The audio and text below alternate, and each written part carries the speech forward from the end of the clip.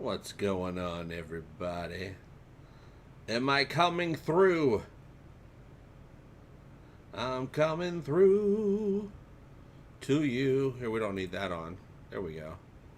What's going on, you guys? So is the chat on? We'll put the chat over here. How you guys doing? I'm back. I'm back. What's up, Lord Thoth? Curtis, how you doing? Holographic Kid, us or US? I'm gonna say US. I'm just gonna call you Hollow. And I'm doing it low key today, you guys. I just got done editing. I did a quick Lower Decks episode 2 first impression review. Just got done editing that. I just gotta, once we're done streaming, I'll just render it, get a thumbnail going, and then throw that baby up. What's going on, you guys?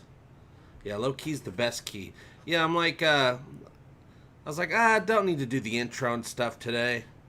The song. Let's just get to hanging out, you guys. Could you imagine if you had friends where every time you hung out, you had to listen to a theme song first? How you doing, Rodney? Species 1571. Yo, yo, ma. Chillaxing all cool, Lord Thoth. Jesper says, been in the channel since 5 hours ago. I'm playing some car mechanic simulator. Car mechanic simulator? I should do that. I should play that. Learn how to work on cars, I bet. What's up, Kevin Scott? How you doing? Hey, JP sent you on Messenger Star Trek Lower Decks intro with all 8 Star Trek series audios cut into the... Oh, that sounds awesome. That sounds interesting. There's a lot of... like, especially when with Lower Decks, when the opening theme starts, for a second you're like, oh my god, am I watching Next Generation or Voyager? And then all of a sudden they start having fun with it. What's up, Matt? How you doing? Matt Weiss from Pranakasha Productions, you guys. Yeah, I just finished editing my Lower Decks review about 2.5 minutes ago. And I was like, damn, I gotta get streaming. Gotta hang out with my people. It's been a while since we've streamed on YouTube. And I just didn't want any frills or anything. I just wanted to get on here and start chatting. I put too much... It's cool to have, like, you know, make it a big to-do. But, you know, sometimes it's just a little too much. I'm not in the mood for the pressure of putting on a show. I want to hang out with you guys and talk. You guys are here to make me feel better. Because I have someone to talk to. I'm a lone wolf. I live alone. I don't have really real life friends, really, that I hang out with, so I got you guys. Lord Thoth watched both Lower Decks. Not impressed not impressed is the best praise I can give. Well, that's fine. That's, if you're not liking it, there's nothing wrong with that. As long as you didn't plan to not like it, because that's a whole other situation, isn't it? But you were thinking, hey, let's see what it is. Not feeling it. Nothing wrong with that at all. What's up, Tom Casey? How you doing? Yeah, Matt says, roll the R's. You're talking about Cerritos. Yeah, in California, Cerritos is pronounced Cerritos. I grew up in Southern California, so I always remember the commercials for Cerritos Auto Square. Jesper finished Horizon Zero Dawn for the second time, so thought I needed a change. So car mechanics seemed like a different kind of game. Not that different. There's a lot of mechanics going on in Horizon Zero Dawn as well. Philip, what's going on, Philip? You're in Albuquerque? I've been to Albuquerque a few times. I've stayed the night there a couple times. I did the whole Breaking Bad tour. Self-guided tour. You can pay some... You can be a sucker and pay someone for the tour, or you could just go online and say, oh, this is what... Just go there yourself. So I went to... what, Hermanos... Whatever. The chicken place. Which is really a burger place. I went to the house, to Walter White's house. The lady that lives there cannot stand that people drive up to look at the house. I'm like, lady, you're so dumb, lady. You could be making money. You could be charging tickets to have people throw a fake pizza up on the roof.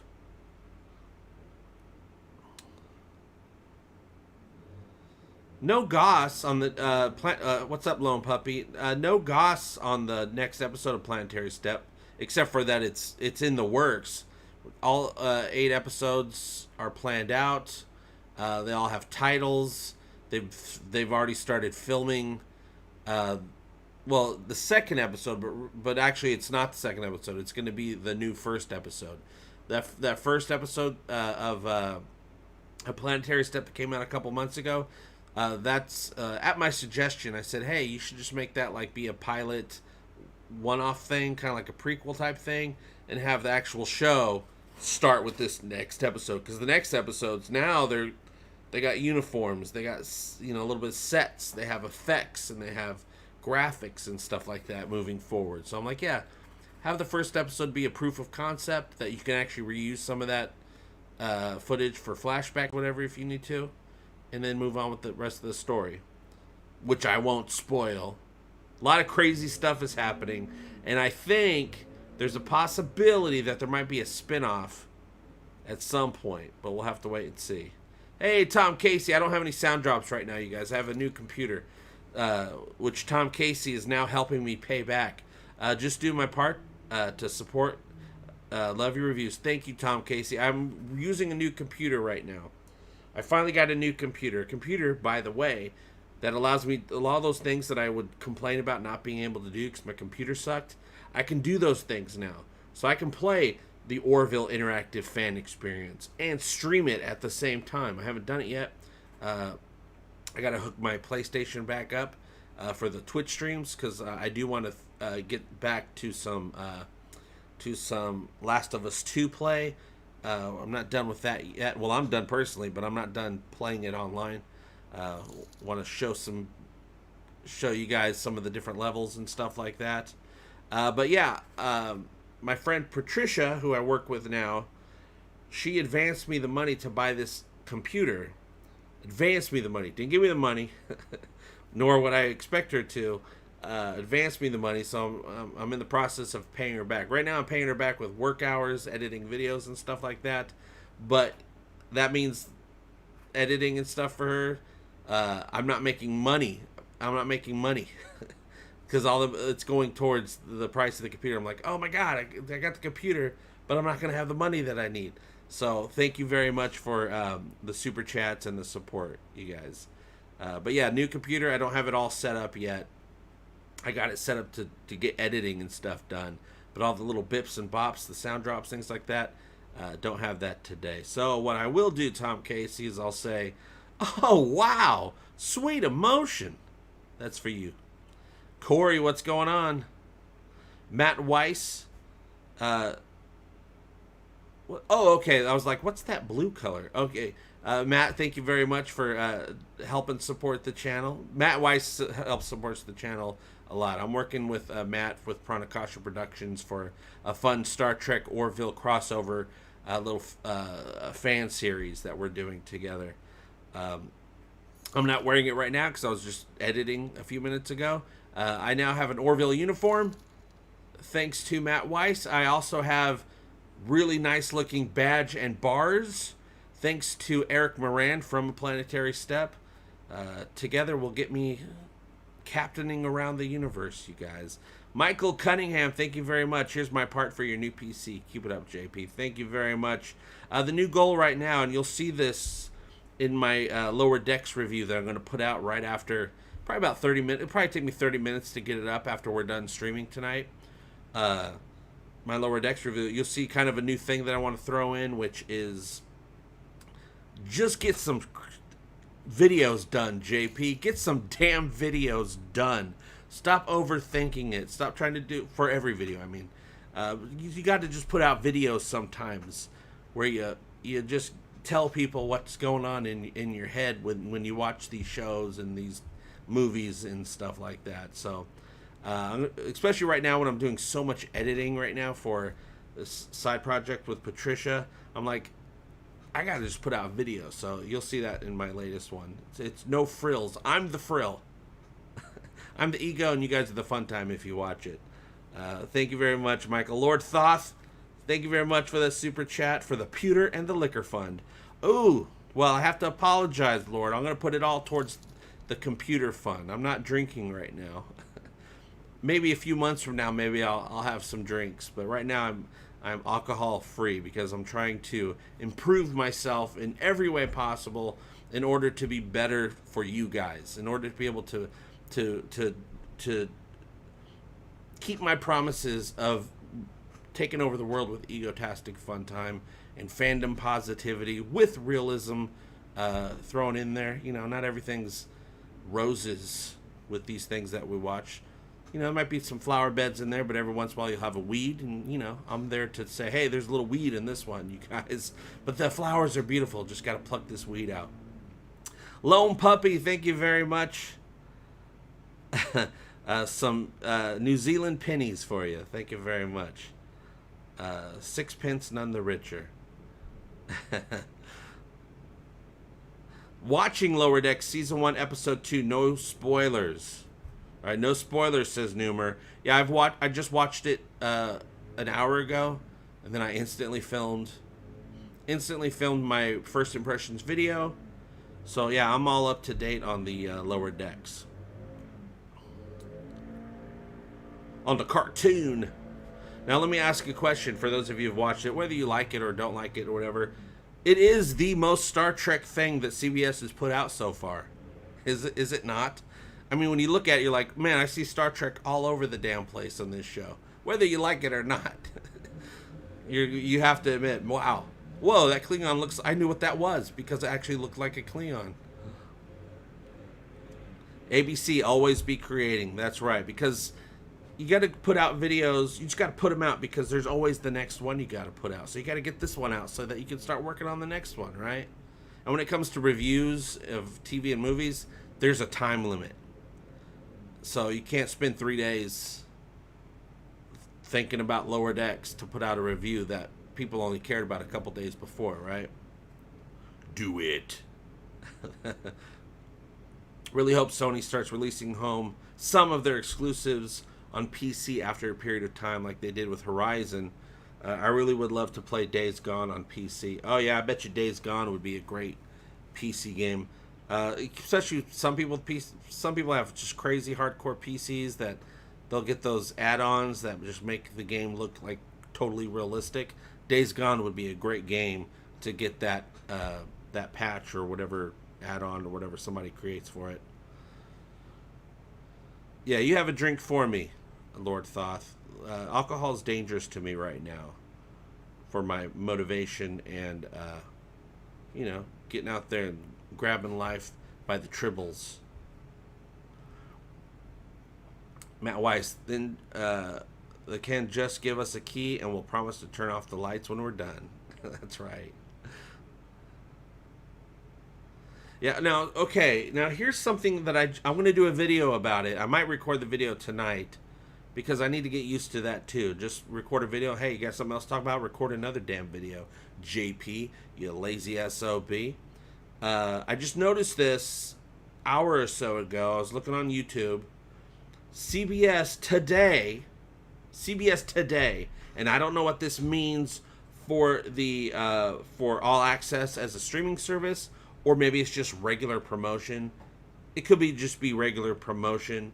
It could be either one, or it could be like a little desperate attempt to say, hey, please subscribe. We have content. It's probably promotion. But I could see it being the other way, too. First off, Lower Decks Episode 1 is available in its entirety on CBS All Access YouTube's channel. You go on YouTube, the full episode is there. Don't know if they're going to do that with Episode 2. We'll see. They just did this today, an hour or two ago. Every single short trek, all 9 of them, as of an hour or two ago, are available for free on YouTube. CBS All Access YouTube channel. I don't subscribe to it, but you just look it up. It's right there. You don't even have to subscribe to channel. You just have to subscribe to my channel, but you really don't even have to subscribe to channels anymore. It doesn't make a difference. If you subscribe to a channel, YouTube's not necessarily going to serve it up to you. If you don't subscribe to a channel, but you watched one of their videos, they'll still serve it up to you, right? Ben Jones, I big thanks to Ben Jones with some Lower Deck stuff. But yeah, I think Lower Deck showed up for free the first episode a day or so ago on YouTube, and now all 9 short treks are available. Now, a thing I don't understand, and I don't know if I hear rumors that the CBS lawyers trolled themselves. I have no idea if that's true. You can't trust anything like that people are talking about, because they just make up whatever scenario they want to make up. But I believe it could be true. CBS, like last week, because there's all the online, there was Comic-Con or whatever. CBS put out all kinds of like stuff that people would want to watch, like interviews with Patrick Stewart and Michael Chabon and all that stuff, and nobody's watching them. I don't know why. That's really weird that nobody's watching those things. You would think that an interview with Patrick Stewart about Picard would have more than a couple thousand. Like, I think I had 7,000 views. My videos get more than that a lot of the times. I'm like, how is that possible? I don't know what there's some shenanigans going on with that. I don't know how or why. But you can go on CBS All Access YouTube channel and check it out. It's really weird. Really weird. What's up, Eccleston? How you doing?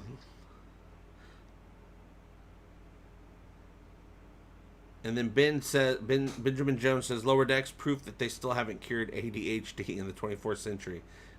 They just hit all of them in Lower Decks.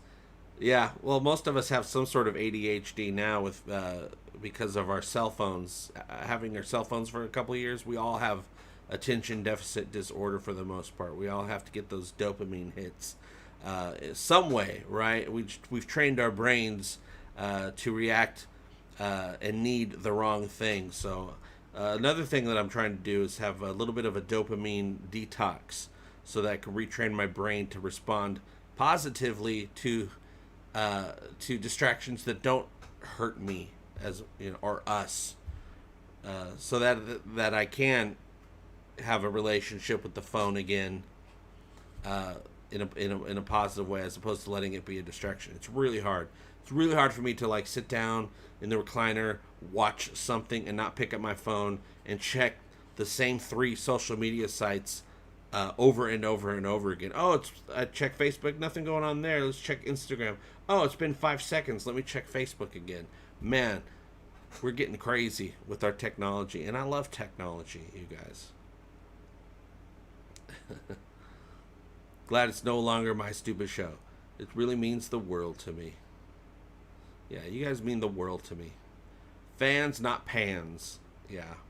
Yeah, because even if, for instance, Deep Space Nine's not necessarily my thing, though I do like it, but it's not necessarily my thing. But I'm always rooting for it. Discovery, not my thing. Always rooting for it to win me over at some point. I think season 3 has the capability of possibly winning me over a little bit, but there are some things that are gonna have to be. There's some characters they're just gonna have to get rid of, so we'll have to wait and see on that one. Yeah, don't forget Twitter. Oh, I check Twitter too. I never check Facebook without checking Twitter, without checking Instagram, and then doing it all over again. I'm prettier than Patrick.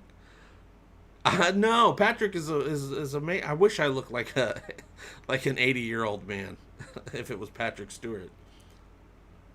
Yeah, in social media, in Soviet Russia, social media checks you. Kelly, in America, social media checks you too. Every time we're checking social media, social media is checking us right back. Jesper uses their phone as a landline. Never have it with me, and no social media on the phone at all. That is a good thing. Get rid of, if you want to improve your concentration, your motivation, and let me tell you, it's not the end of the world. Your phone, if you have a problem with it, not everybody has a problem with it. A lot of people have a problem with it. I have a problem with it. Erase your social media apps from your phone. You can always get them right back, and all your stuff is still logged in, but you don't have that temptation to click on it if it's not there. But if you if anything, you would have to re-download it, which takes a couple seconds. But just those couple seconds actually does prevent you from as much going back and getting that on your phone. Matt Wise, thank you so much. Boom! That's what I'm talking about. What else are you guys watching besides, always watching reruns of the Orville, always watching reruns of Star Trek. CBS All Access is doing this whole 23 weeks of Star Trek. I'm like, big whoop. 52 weeks of Star Trek for the last 3 decades. I've been living that life the whole time. Good for CBS.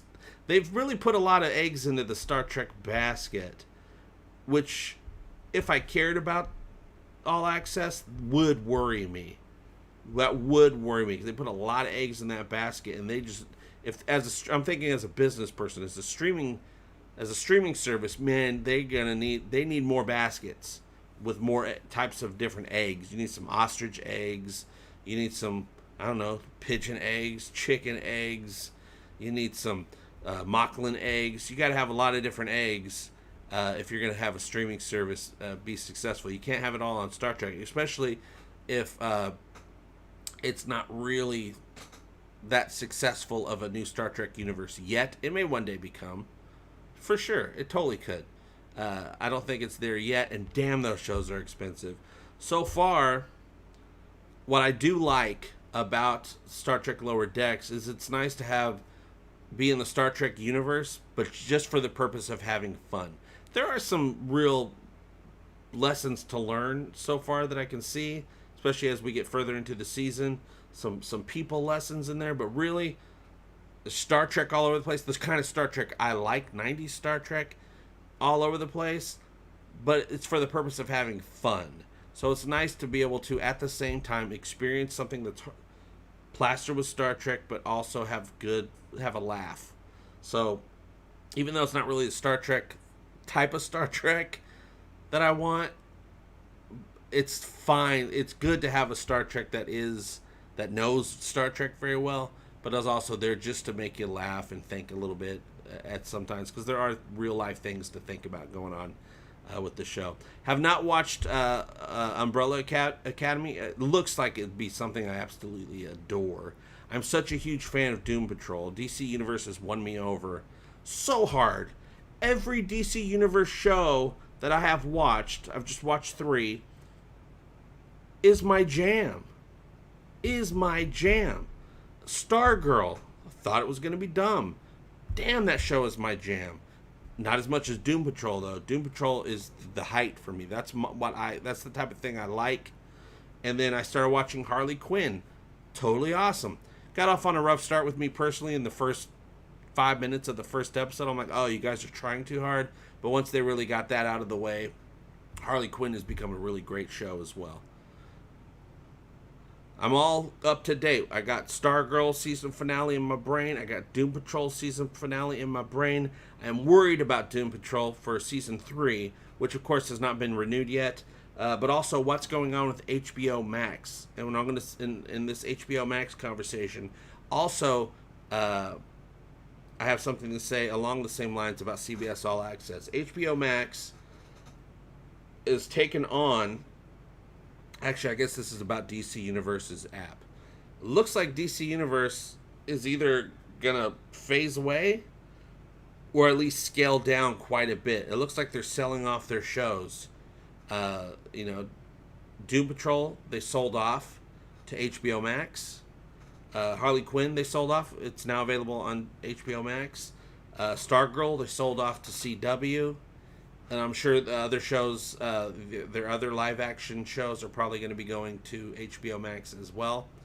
So it looks like DC Universe is either phasing out like their hardcore, expensive shows. Maybe they're just going to be more of the cartoons and more of the comics that are accessible, and not spend all this money on the shows. We'll have to wait and see. But CBS is doing the same thing. Besides CBS just putting out all the short treks on YouTube today for free, which was my idea. I told them to do that a year ago. I said, hey, if you want to bring people over to your app, why don't you get these short treks, which don't matter. No one's going to subscribe for a short trek. Put them out on YouTube or somewhere else, or on, well, not really main CBS, because that wouldn't make sense either. Put them out on YouTube or someplace for free, and use those to draw people in. That was my idea. They owe me a founder's fee or something, CBS, because also CBS sold their show, which nobody cared about apparently. Tell the Truth, like a scary show, like a scary Riverdale type show, I guess. I don't know what it is. No, Tell Me a Story. Tell Me a Story. That is now available on the CW app. And I know that that's a CBS All Access, pay us for a subscription and you can watch our Tell Me a Story show. No, now you can watch it on the CW app. What's up with that? Looks like CBS is trying to unload some stuff, maybe trying to make some money, bring some money in to pay for the things that they probably waste money on. For instance, Star Trek doesn't need to be this expensive. Star Trek doesn't need to be as expensive, especially when you go back to Discovery. Discovery is a huge waste of money. I think they could have told the same stories, or even better stories, with less money. Picard, I'm sure that was an expensive show, but not nearly as expensive as Discovery. Lower Decks, it costs whatever a cartoon costs. I think going forward, Star Trek should be a little bit less expensive, and I think doing that will make them rely on the scripts and the writing team more, because there's nothing cheaper, nothing less expensive than paying people to write good stories. I don't know what's so hard about that. Write some good stories. Rip off a good story and change up a little bit and put it up on the screen. People will enjoy it. Yeah, I mean, but that's a that's a long, ongoing conversation that we've been having for years, and I'm sure it'll be years to come. How about CBS supporting fan films instead of punishing them? Well, one thing I've always said about fan films, as long as the fan films are, there to, uplift what they love about whatever universe they're doing a fan film of, and they're not there to make, money or whatever, sell some merchandise, whatever, that's fine. But don't sell tickets. That's the difference. I've said this a long time ago, and it's so true, and this is Star Wars gets it. The Orville gets it.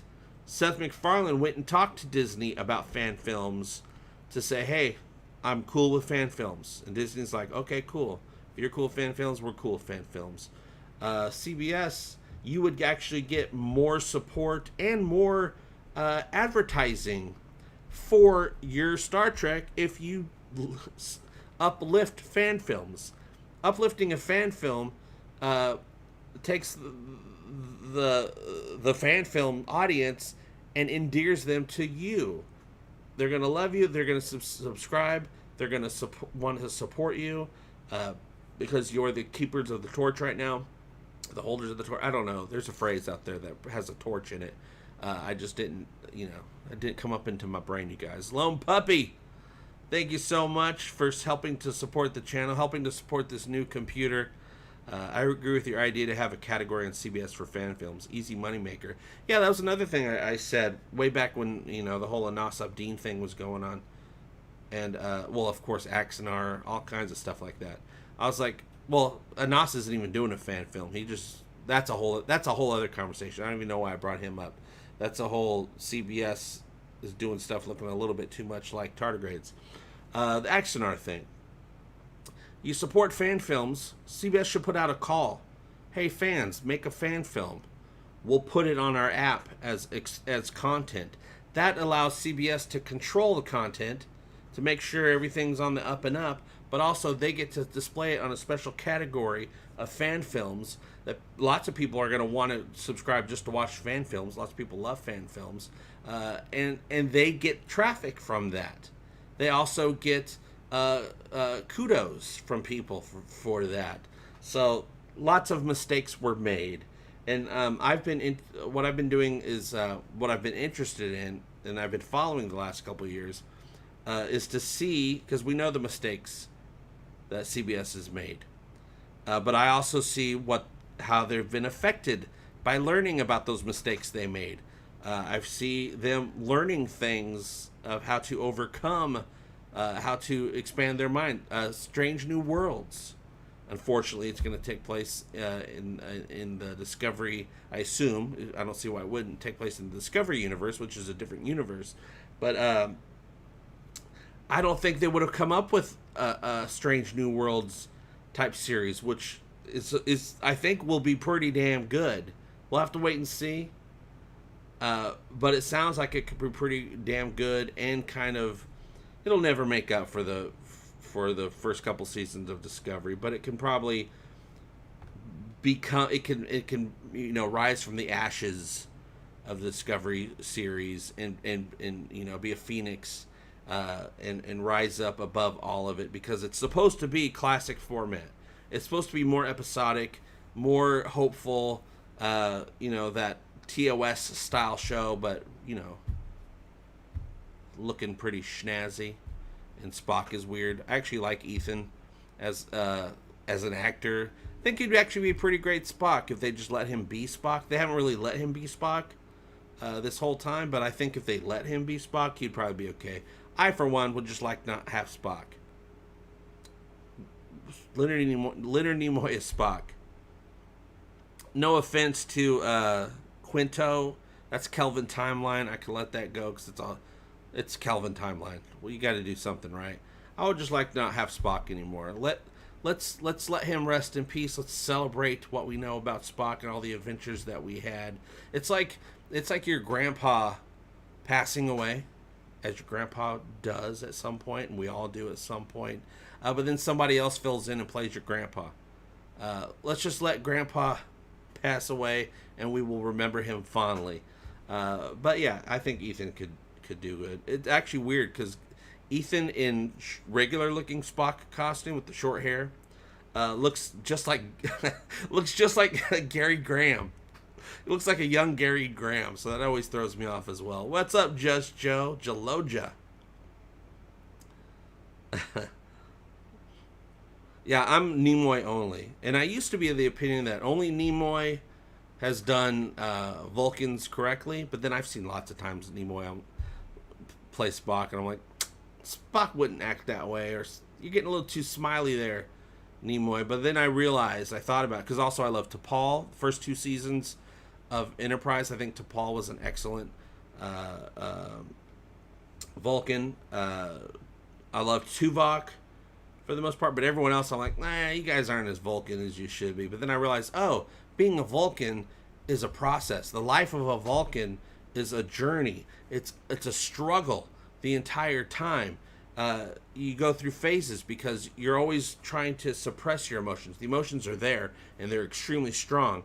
You're always trying to suppress it. Sometimes you have better days. Sometimes you have worse days. So then I started becoming forgiving of a lot of the other Vulcans that I've seen. Hiroshi, $50 super chat. Boom! That's what I'm talking about. Sorry, I don't have sound drops. What other sound drops? Everybody does it. This entire ship is gross. Thank you, Hiroshi, for helping to support the channel. It's really very much appreciated. Keeping the lights on here, helping me pay back the computer. We got this computer now, you guys. I don't have it set up yet. I don't have my whole streaming set up yet. I don't even have my filming videos set up yet. But I realized it's fine. Don't worry about it, JP. If you're not ready, just make something anyway. Film something anyway. Stream anyway. You owe it to the Egotastic Empire. Tom Casey, thank you very much. Love your live chats on YouTube. Yeah, we're gonna be doing them at least once a week, you guys. I'm coming back. That stream I did last month, I said F the YouTube algorithm. So I'm back with YouTube streams. Still doing the Twitch streams. I mean, I've taken a break from them as well, though I did stream the other day. Because I'm like, hey guys, don't worry, I'm okay. Follow me on Twitch, because Twitch is where we do watch parties, where we do extended conversations about everything, and we just hang out and have a good time multiple times a week. That's not going anywhere, but I do owe you guys a YouTube live stream at least once a week, and it makes me feel better. It does. I'm human. I have my ups and downs, and hanging out with you guys is definitely one of the ups that helps me recover from the downs. What's up, unpopular streamer? I'm a computer virus AI. Are you an Alton Inigo soon?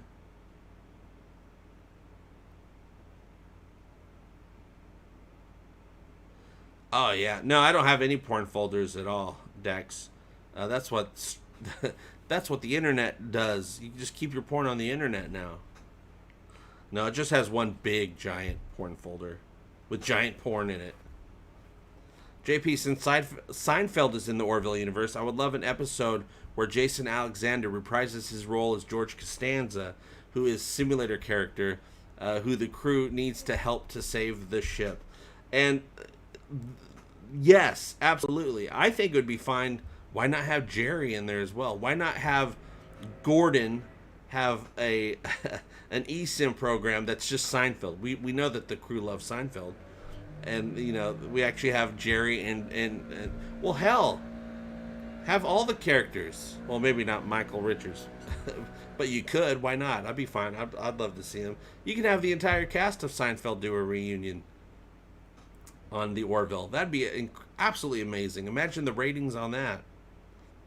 And with season 3, I'm sure they didn't do this for season 3, but with season 3, they have the budget. They actually have the budget to hire all those people. What's up, Firebirdman? Yes, just right before I started Lord Thoth, I'm going to do a video about it. Have you seen, because I want to do a lot more internet videos where I'm just looking at the internet and talking about what I see. Have you seen, and you guys, I'm going to do a video about this, have you seen the latest from Corbin Effects? September 1st, the day before Orville Launch Day Part 1 comes out, so that's a Tuesday. So on Tuesday, Corbin Effects blaster pistols from the Orville, screen accurate. They're so screen accurate that the Orville actually buys these from Corbin FX to use on the show, will be available for us for purchase. September 1st, and then the very next day, we'll have launch day, and of course, on launch day, September 2nd, we'll be doing another live show where I will be doing a live reading of Launch Day Part 1, and I'm hoping, I've already contacted him, he's already said yes, he would love to do it. He just has to check with Dark Horse Comics first. I'm going to have David Cabeza, if he's able to do it, if Dark Horse allows him to, record a special message for you guys before I start reading, doing the live reading of the comic. But yeah, we got the pistols coming out just a few weeks from now, you guys. Howard Gleason! We fight for the glory of Avis, Howard Gleason. Thanks for supporting the channel. I just popped in to simp a little to the JP. I actually looked at, I didn't know what that term was. I looked it up like last week, and now I know what that term is, so that's especially funny to me. Now, if you said that a couple weeks ago, I probably wouldn't have understood it. I just popped in to simp a little to the JP, tell it like it is, Orville Evangelist, now to fill up that not porn folder on the Ego computer. Wink, wink. I know. I don't have any non-porn folders at this moment, but I'll get some. I'll get some non-porn folders.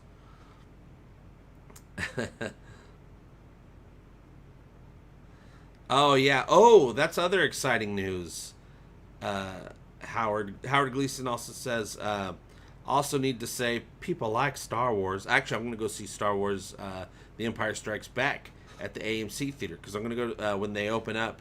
AMC is reopening up with all kinds of new precautions and rules, and it seems safe to me. It seems safe and clean. Plus, I know AMC theaters, the social distancing even before COVID-19 is pretty right on. Every row has a wall behind it and is raised so that there's a wall in front of you as well. So you never see people in front of you or behind you at an AMC theater, and they're gonna have crazy social distancing. So I'm gonna go check it out. I'm gonna wear my mask, take precautions, and I'm gonna report back to you guys how it went, so you guys know exactly if it's legit to go to an AMC theater, as long as you take your precautions. But I have angry nerd troll stuff happening. I can't talk about it because it's a surprise, but there are some special there's a special thing I'm doing with Angry Nerd Troll that will be unveiled maybe in a month or two. And Angry Nerd Troll is going to be a much bigger part of Egotastic FunTime. He's going to be doing a lot of stuff, and I just can't reveal it to you right now because it's a pretty big deal. It's a pretty big deal, you guys. Dax says, they look so real. The space cops will shoot you dead if you are holding one when you come to the door. That's right. Don't be holding no space cop. Yeah, don't be holding a fake blaster. The space cops will get you. Holographic Kid US says, it would be funny if Ed Mercer reacted to Family Guy because he's in the show. Yeah, I don't know if they would ever do that, at least not on the show, but vice versa. Family Guy has had 2 or 3 Orville jokes last season or this last couple seasons. There's been some Orville jokes on Family Guy. Avis approves of this soup, so it costs more. Or do you want to end up on the list? Let's see. Okay, Stephen Klein, that's a good question. JP, how about an A-Team reunion? A-Team reunion, by the way, reminds me of another thing I have to announce to you guys, another style of video that I'm going to be doing in my quest to put out more content. JP, how about an A-Team reunion where Dwight Schultz and Dirk Benedict are fugitives and the bounty hunter looking for them is Mr. T? Yeah, all 3 of them are still available. Plus, with Dwight, you get a T and you get Reginald Barkley crossover. With Dirk, you get a Battlestar Galactica crossover, and with Mr. T, you get a breakfast cereal crossover. So I'm all for it. Yeah, I would love it if anything, Mr. T would probably be a little much, except for maybe as an alien. But Dwight Schultz and Dirk Benedict showing up as some whatever characters, I think is a great idea. The Orville has done some reunions, and I think they should continue with that. It's always exciting. Remember when Picardo and Billingsley showed up as in the season 2 episode 3 Home? There's the 2 doctors, 2 Star Trek doctors fighting to the death, which we didn't expect. But you know, they had soup with trivalve sauce beforehand before they tried to kill each other. But yeah, the new series, about a few weeks or a month ago, I put out a video called Star Trek Enterprise Revisited. Did very well. People really liked it. And I enjoyed it. I enjoyed making it. It was just me talking about how I feel. I watched it, the entire Enterprise series. This is how I feel. This is how it made me feel. This is how it was different to me as an older adult as opposed to a younger adult when it first came out. People really enjoyed that video. I'm going to do a whole thing. I'm going to be doing a ton of those. I'm going to do TNG Revisited. Not the whole series, episodes at a time. I'll take some of my favorite episodes that I loved or episodes that I forgot about when I was younger, rewatch them as an adult, and tell you what you know, as an adult, what I think about them. You know, Battlestar Galactica Revisited, Quantum Leap Revisited, Sliders Revisited. It goes on and on and on. So I'm going to do a whole Egotastic Revisited series. And I can do those all the time. And I enjoy it. So I hope you guys stay tuned for that. Because like I said, it's all about, I got to do a lot more content. That's been my biggest downfall. That's why I've stayed behind as far as numbers and success goes with the channel. Personally successful. Us together talking, that means a lot to me. But as far as like business, YouTuber professional, it's all on me. I just don't put out enough stuff. Hey Omega, what's going on, Omega? The Twitch live was cool. Yeah, we do Twitch. I mean, I've been away from live streaming for a few weeks now because of personal, you know, family stuff and then other personal stuff, and also just JP stuff. But yeah, I'm back now, and then I got the computer, so that also was a delay. It takes a long time to set up a new computer when you're a content creator and you got all this important stuff on your other computer. But yeah, regular weekly, multi-weekly, I don't know how you say that, bi-weekly, tri-weekly, Twitch streaming is coming back, you guys.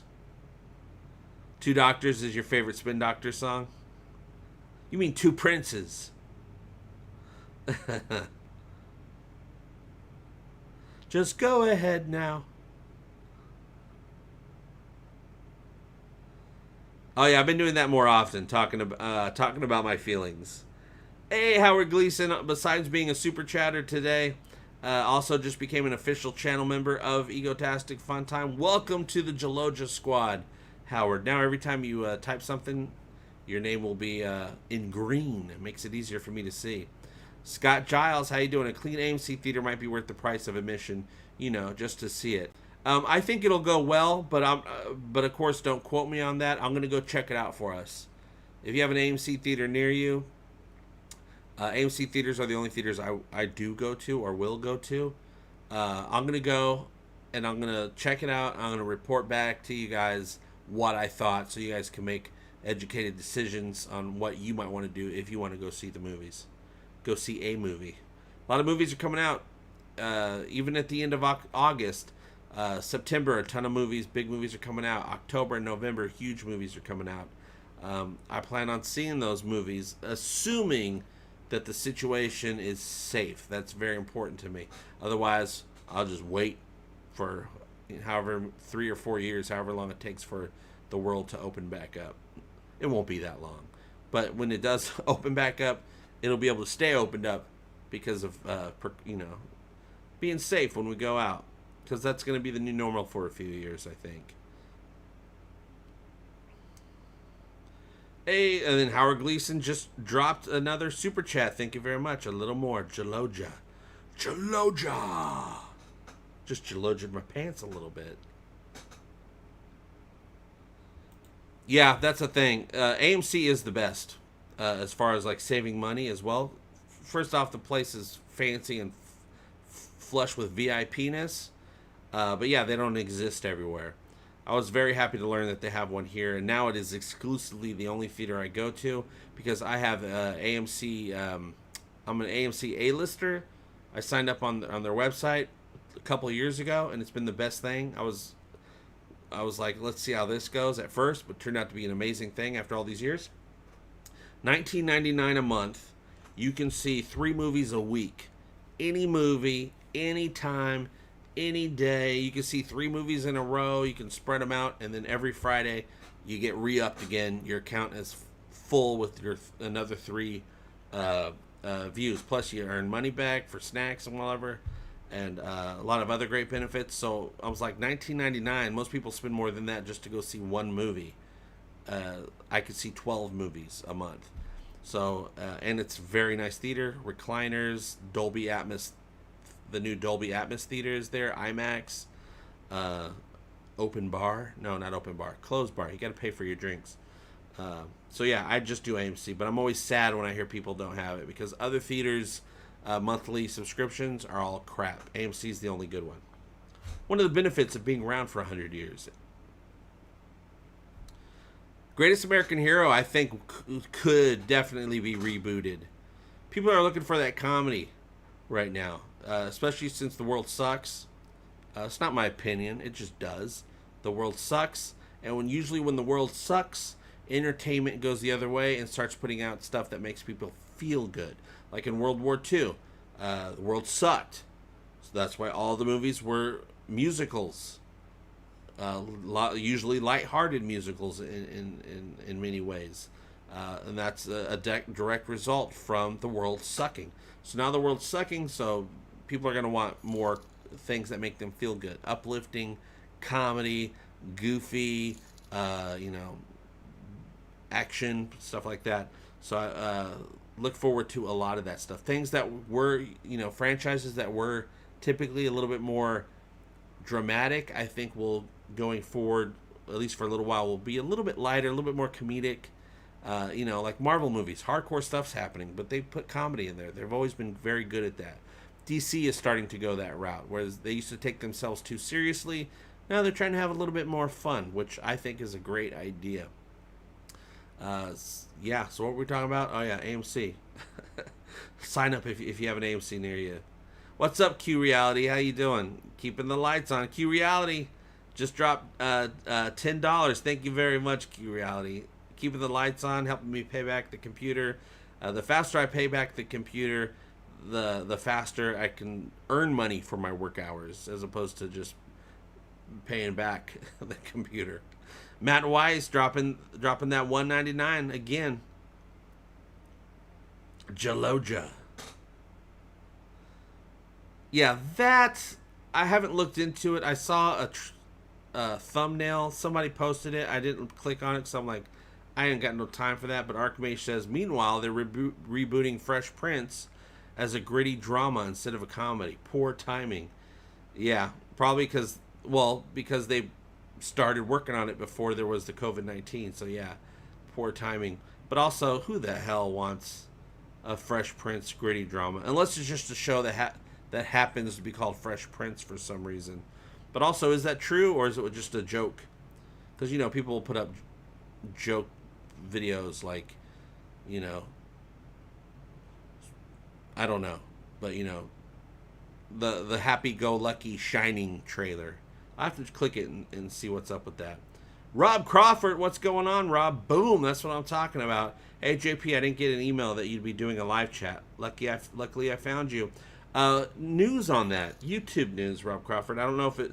First off, the notifications barely have ever worked with YouTube. But YouTube just made an announcement today or yesterday that they're phasing out email notifications. So even if you're signed up for them, whatever channel, email notifications are going away completely and forever. YouTube just announced that. And thank you so much for keeping those lights on.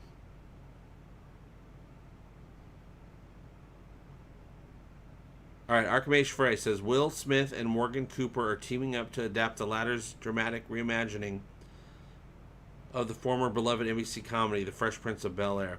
I'm going to tell you right now, Archimage, that's going to fail. That's going to fail. That will fail. I don't want it to fail. I don't care if it fails or succeeds. I'm not rooting badness on anything, but it will fail. Because that's just a bad idea. I mean, what the hell? What the hell is the Fresh Prince? What happened to the Fresh Prince's life that it becomes, a gritty drama? Is there going to be a scene where the Fresh Prince is like all sad, his life didn't go the way he wanted, and he pulls out a gun, and he's like, then someone walks in, oh, you got something for me to do? All right, I'll do it. I'll kill myself later. Because that's what happens. That's what gritty means. Gritty means at some point someone's going to try to kill themselves. And they shouldn't, because life is precious. Seek the help you need if you're having issues like that. Because there is help out there. Boom. PSA. You gotta always catch yourself with a PSA if you can help it.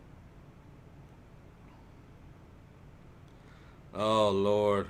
Well, Rodney says he's seen Will Smith talking about Fresh Prince. I really like Will Smith, like the person Will Smith. But also, I don't know if I trust him. He might just be playing everybody. Like, remember when, not River Phoenix, but Joaquin Phoenix did that whole, he just went crazy, but it turned out just to be a trick for a documentary. I don't trust what anybody says anymore. That's what the internet has done. And usually I've been right not to trust anybody on the internet. May the Schwartz be with you.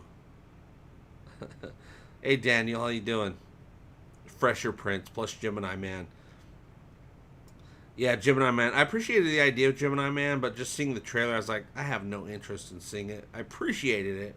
Appreciated the idea. But I was like, eh.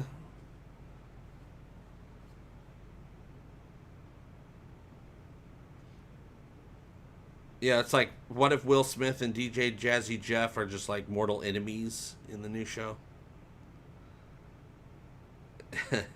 Carlton got his eyeball pulled out by Bajazel, then turned him down a dark path. That'll do it. Somebody take your eyeball out. You'll probably turn down a dark path. What new shows am I looking forward to? There's not a lot of new shows coming out because of, world pandemic. A lot of stuff was planned, but of course nobody can make these shows for the last 5 months. But certain shows got lucky and they got most of their stuff done before the pandemic hit. The Boys premieres in just a few weeks. The Boys season 2. Absolutely cannot wait for that. That's an Amazon show. So, it's an Amazon show that I'm interested in. Amazon is the best service to do watch parties on Twitch because Twitch is owned by Amazon. Nothing is greater watch party wise than doing an Amazon Prime watch party on Twitch. Problem is, Twitch doesn't have a lot of content, movie wise especially, that would work for a watch party. So I'm very excited about The Boys. We will be doing a watch party every week on Twitch, the Egotastic Twitch channel, with The Boys. So I'm going to watch the episode, I'll review the episode, but then I'll schedule that week a watch party of the episode so we can watch it on Twitch together as well and talk about it. So The Boys, The Mandalorian, they got their stuff done. So The Mandalorian's coming out in October, I believe. So Mandalorian's very lucky. They got their stuff done. Season 2. Very much looking forward to that. Otherwise, I don't know. Of course, I'm looking forward to, but in a different way. Not in a fanboy way, but just in a let's see how it goes way. Looking forward to Season 3 of Discovery. I don't know what else is coming out. I'm sure there's something. You guys might have to remind me. That's the only thing I can think of right now.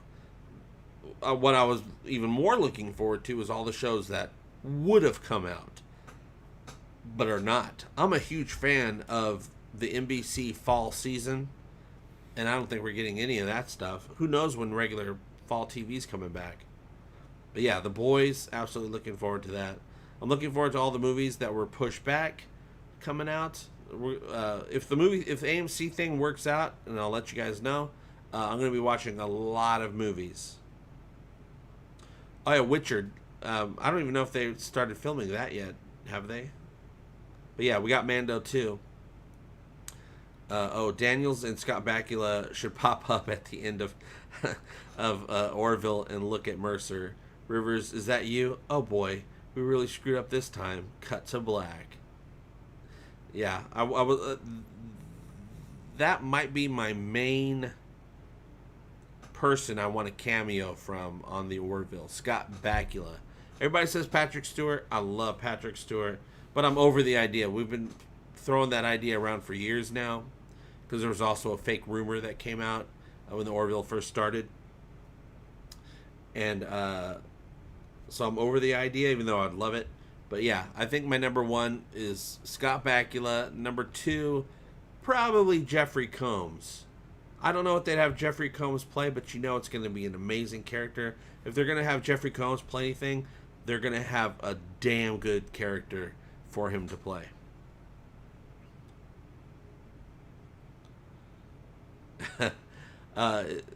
Dax says, how is the weather where you are? Your fictional non-California location. It's 90 here, heading to 97 soon. We've had a very mild summer here, but let me see. Echo, weather. Currently, in Tulsa, it's 92 degrees Fahrenheit with clear skies and sun. Tonight, you can expect clear skies with a low of 75 degrees. Wow, 75, nice. It's 92 degrees right now, which is amazing. Usually it would be like 100 and some degrees this time of year. Humid, though. It is humid. Chicago series are going to be delayed for sure with the current state of the city. Yeah, right? It'd be hard to film over there. Well, it'd be hard to film in any big city right now as well. Yeah, Chicago. All the Chicago shows. Chicago Fire. Chicago. They should merge all those shows together and just call it Chicago Emergency Services.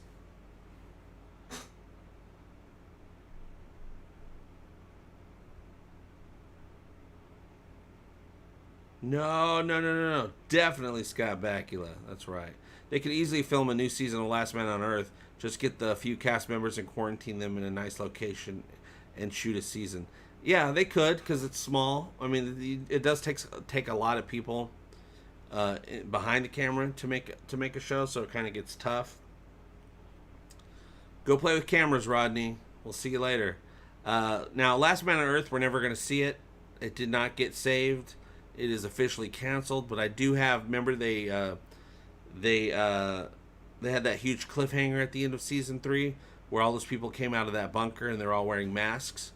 I did find out what the ending or what the next episode was going to be. What was going on with those people in the bunker? Do you guys want to hear it? I know what the story is. And it's exactly what the show would have done. It's perfect. You guys can let me know. I mean, it doesn't matter. There's no spoilers because it's never going to be made.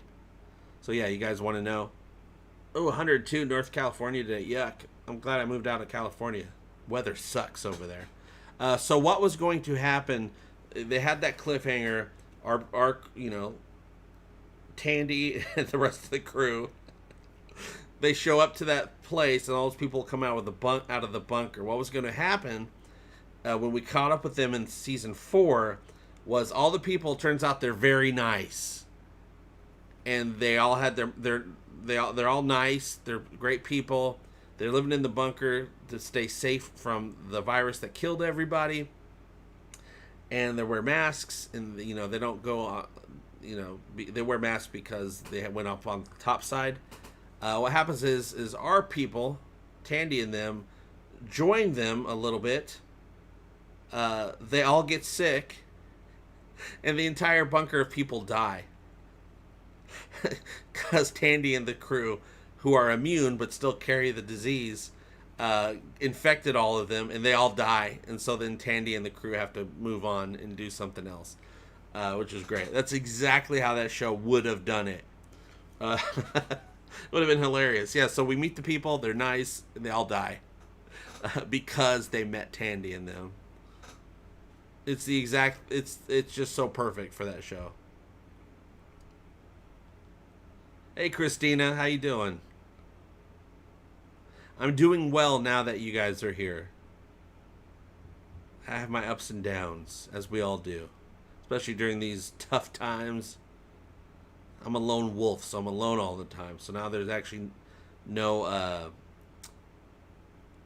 been alone all the time. I like being alone, but I always had the opportunity to go hang out when I was in the mood. But that opportunity went away 5 months ago. So it actually has, and I didn't think it would. It's paid a toll on me personally. So I've been spending my time working on overcoming that and finding ways to engage with people in real life. And I just started. I met up with somebody last week and made a new friend. Say, hey, anybody out there, I don't know you, but anybody out there want to go do a social distance walk in the park?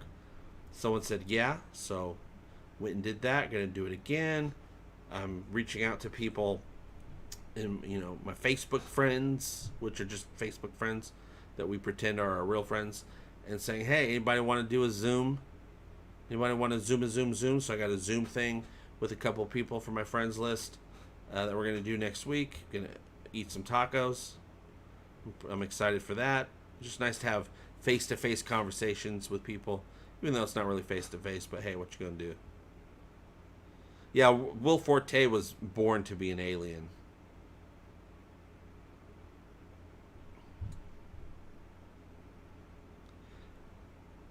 Eccleston saying, I know, we've had a pretty hideous summer. We've had a couple, 3 days where it got up to the low 40s. Ooh. Play low 40s, right? No.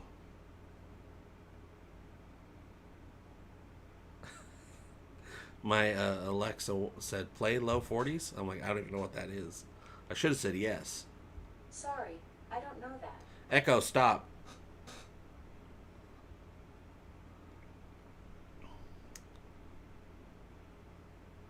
That's holiday heat for us. Falls apart as soon as it hits 30 here.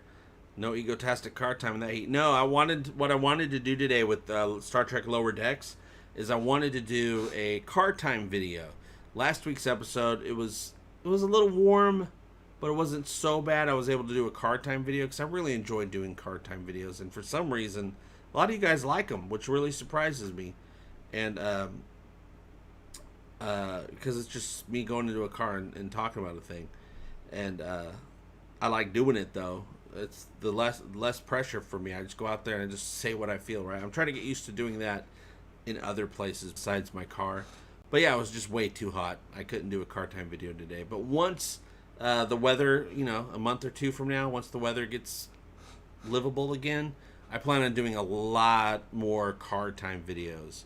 Especially with my new camera. My new camera, I don't have to use my cell phone. I can take my nice camera, prop it up in my car, and start talking. So at least it looks a lot nicer, except for my dumb face on the screen. No, I don't have any Orville watch parties scheduled upcoming right now. Just because last month we did, I did 2. I did season 1, all day watch party, and then a couple weeks later I did season 2, all day watch party. So we'll eventually get back to some Orville watch parties, but we'll let some time pass. But we're still going to do watch parties every week, though. We're going to be watching The Boys season 2 when they come out each week, starting next month. We're going to be doing, I think, the very next. I haven't scheduled it yet, but we'll schedule it probably for next week, or maybe this weekend. We're going to do Galaxy Quest. The Galaxy Quest is finally available on Amazon Prime, so we're going to be doing Galaxy Quest watch party, you guys. So what that consists of, if you have Amazon Prime, just connect it to your Twitch account, which is very easy to do. Click, click, click, you're done. I got a little banner on my page. You click on that, click, click, it's all connected. All you got to do is on a watch party day, you just show up when it starts, and it just plays on the screen right on my page. You don't have to do anything special. The movie plays right then and there. If you don't have Amazon Prime, but you still want to take part, no worries. Come along and join the conversation, because we're talking through the whole thing. Yeah, it gets really toasty in cars over here. Weather's, even on really hot days, you're outside, you're like, oh, it's hot, but it's not. I can survive for a little bit, but as soon as you get into a car, yeah, it's really, really bad. It's really bad out here. So yeah, it's tough to do a car time video right now, any time of day. I don't know if episode 2 of Lower Decks is going to be free. Having the first episode of a streaming show show up free is pretty standard. It's pretty standard. Streaming services do that because they want to introduce you to the show and hope that you subscribe. No idea if they would do episode 2. I would actually worry, not care, but worry, if they had episode 2. If episode 2 shows up for free, that means CBS is having some financial issues. Just today, they put all the Star Trek short treks on their YouTube channel, which is smart. They should have done that in the first place. No one's going to subscribe or stay subscribed for a 15-minute episode that comes out once a month, sometimes throughout the year. I said put it up on YouTube or wherever so that you can draw people in. Well, they finally did that today. All 9 short treks are available to watch, and I'm going to do a video about that.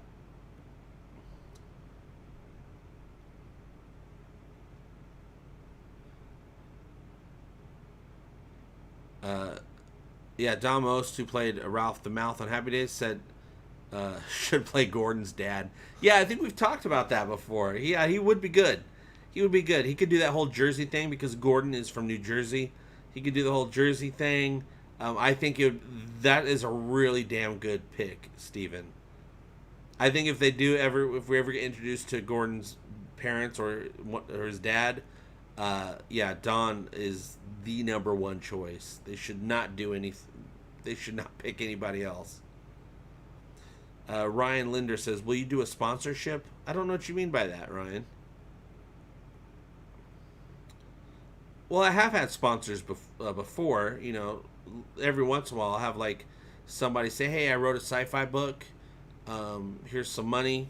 if you would mention the book in the video, and I just make sure that the book's appropriate. I say, yeah, audience would be interested in this, and then yes, yeah. So I do sponsorships. They don't come along very often, but they have come along a few times throughout the years.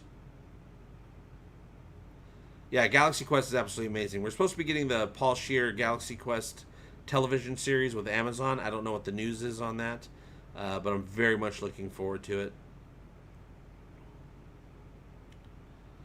Alan Rickman has had many iconic roles throughout his career. By Grabthar's hammer, he has. Yeah, Rickman, I mean, what? Harry Potter? That was a big one. Snape. Dogma. Oh my god, he was amazing in Dogma. Don't even get me started on Die Hard. You ever see the movie, oh god, what's it called? Hair? I think it's called Hair. Is it called Hair? It's a British movie, romantic comedy, where he's a hairstylist. Love that. It's such a good movie. I highly recommend it. It's great. Yeah, it goes on and on and on. But yeah, sponsorships. Just feel free to. You can hit me up on Twitter DM if you guys want to.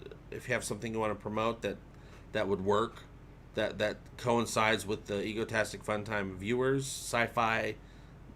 I don't know, movie, comedy, whatever it is. As long as it has to do with the content or tools to make content that is the same type of stuff. Sure. Just hit me up on Twitter, or you can actually see the business email on my channel, YouTube channel. Go to the About section. Has business inquiries there. Yeah, we'll work something out if it's the right type of thing for the channel. Steven, JP, who your opinion about the fact that Lower Decks has no international distribution? What does that tell you about the state of Star Trek? Nothing. It is a little bit weird, but at this point, it doesn't weird me out at all because it will get it. I find it actually strange that so many of these shows, like the CBS Star Trek, that they had international distribution so early. It's more common for shows to come out, like an American show to come out in the United States and Canada, and then 6 months later or whatever, it gets distributed across the planet. So it doesn't tell me anything yet, but that doesn't mean that there's not something up. But I'm pretty sure it's going to be available soon. They'll make the announcement. I wouldn't read too much into it. It's too early to read much into that yet. But if it goes on too long, then yes, something is up. Piano Dean. Hey, JP, I'm not watching Lower Decks, but I've heard about a really sexy show called Lower Decks. Dax. Hey, Dax. Dax Jacobson. Lower Dax Jacobson. Piano Dean, if you don't have access to Lower Decks and you do want to check it out, the first episode is available on YouTube for free. That is, if you're interested. It's pretty great. The latest episode, it's got so much 90s. The whole show is 90s Star Trek. It's a cartoon. Also, it's just a cartoon. It's a cartoon comedy, Rick and Morty, Futurama style. But damn, it's got so much Star Trek in it. Stuff that you would recognize and go, oh my god, oh my god, oh my god. So if you want to check it out, first episode's good, but the latest episode is, wow, that's a lot of Star Trek. A lot of Star Trek. I was like, I can't keep track of all this. But I recognize it all because it was all 90s stuff. Well, they have some TOS stuff, ideas and stuff that pop up as well. Ryan says, JP, something is wrong here. You have the best reviewed videos, and you are at 25k subs. Yeah. The review YouTubers that spread hate are, 200k subs. What gives? You just said it. You just gave the answer. The YouTubers that spread hate are 200k subs. What gives? That's a reflection of society, is what that is. People respond to vitriol. No, people respond to things that are triggering. They click on things that are triggering, that are insightful. Well, not insightful, but inciting. It's true of not just reviews. It's true of news. It's true of just things people say on the internet. Things like that are what gets the clicks. And while I have some similar opinions on some things as channels like that, I don't portray myself in that way. That's not my platform, I guess is the way to say it. So yeah, it's harder to be positive. It's a harder path, but I chose that path, and I chose it for a specific reason, for my own personal self, to be able to look myself in the mirror, and it's just a harder path. But I get it. I understand it. I'm not jaded by it. I totally get it. I totally get it. Angry Nerd Troll kind of almost might be getting his own show, Dax. I have some big stuff coming up with Angry Nerd Troll. It's being worked on right now. I can't tell you about it, but there's going to be Angry Nerd Troll is going to be a big deal, a big deal. He's going to be showing up in fresh new ways. He's evolving. He's rising up from the ashes, taking on a new path and a new form.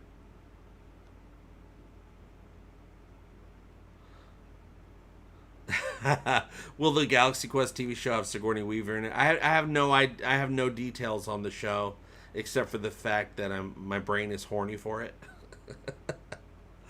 And I have no details on it, but I haven't really looked into it because I'm like, well, I usually don't look into that stuff until something pops up and is provided. Then I'm like, okay, now it's time to start seeing what you guys are doing.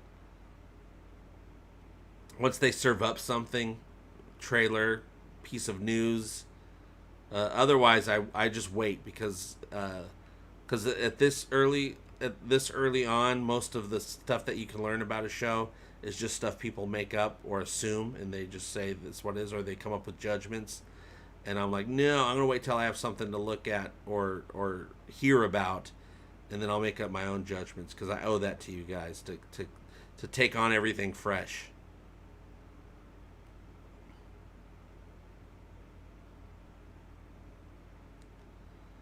Yeah, and I get that, Piano Dean, with the algorithm stuff. I've tried to play that algorithm game, and it just felt so icky, which is a manly word that I use sometimes.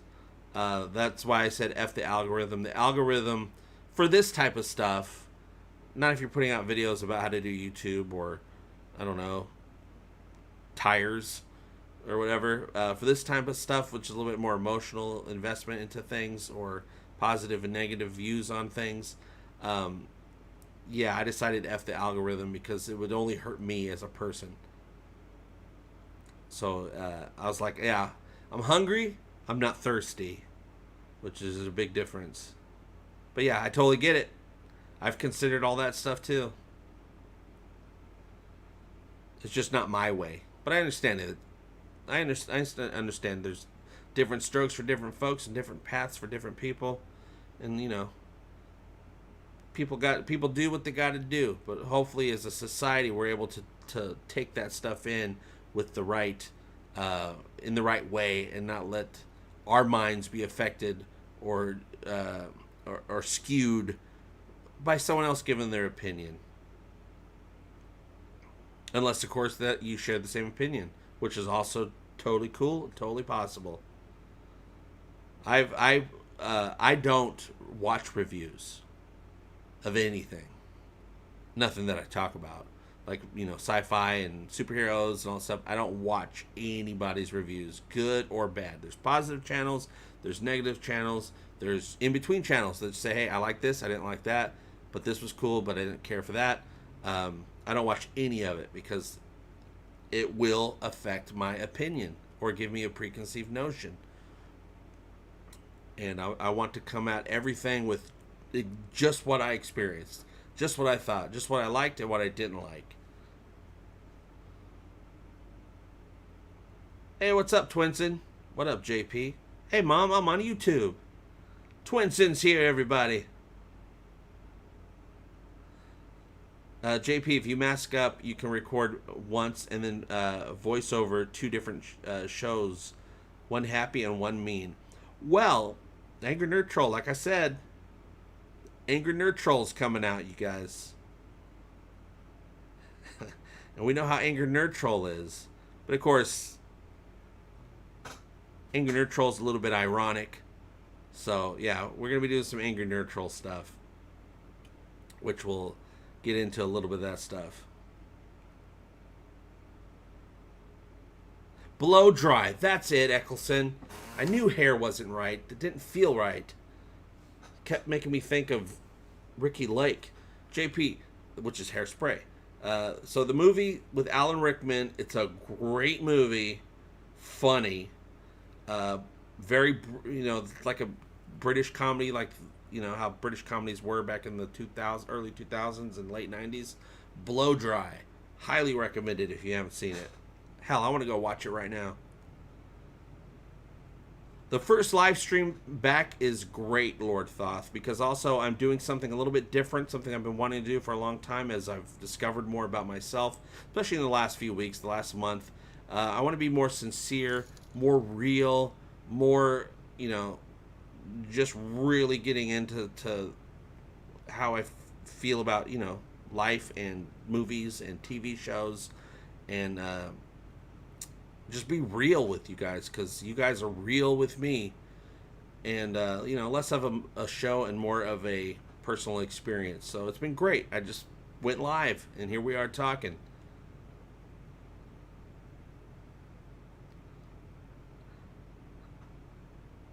Well, I can't. Well, Matt Weiss, I'm working with Matt Weiss, Pranakasha Productions. If Matt wants to give any details in the chat, feel free, Matt. Oh God, where did the comment just go? The Holographic Kid says, "Can you tell us details on the Orville and Star Trek crossover you are doing?" Just doing a fun little thing. I'm in the Orville Egotastic universe, kind of Orville universe, and Pranakasha Matt is in the Star Trek universe, and we just have, a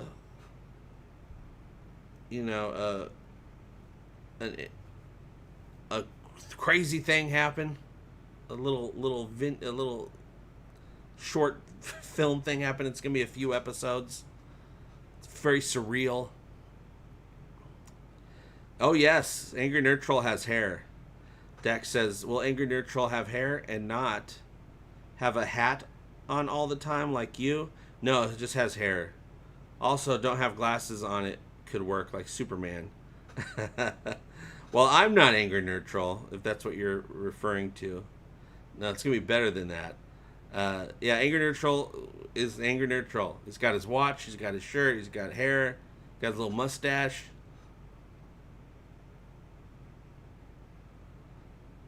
Lord Thoth says, "You are real." Oh, Lone Puppy, thank you very much. Boom, helping support the channel, the super chat. Thank you, Lone Puppy. That's what I'm talking about. Boom, that's what I'm talking about. Positivity and humor is why I support you. Well, we're going to be doing lots more of that. Positivity, humor, realness, and telling it like it is, and uplifting the things that we love, but also, not ignoring things that didn't necessarily do as well as they could have, type of thing. But thank you, Lone Puppy. Rodney Gardner, welcome. You're an Ego Trooper now, official channel member now, Rodney. Thank you very much for supporting the channel. Thanks, Eccleston.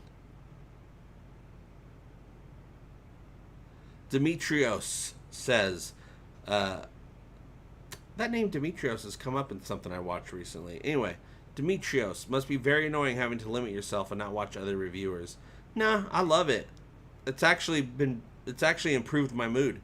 It's actually improved my, helped my positivity, for the most part, when it comes to not watching other reviews. No, I might watch some reviews of things that I just don't plan on covering or talking about. Things like that. But yeah, no, actually, I enjoy not watching reviews because it helps me not think about someone else's stuff while I'm talking about the stuff that I want to talk about. But also, a lot of times, not watching reviews has the same benefit of not watching the news, if you know what I mean. This distractions.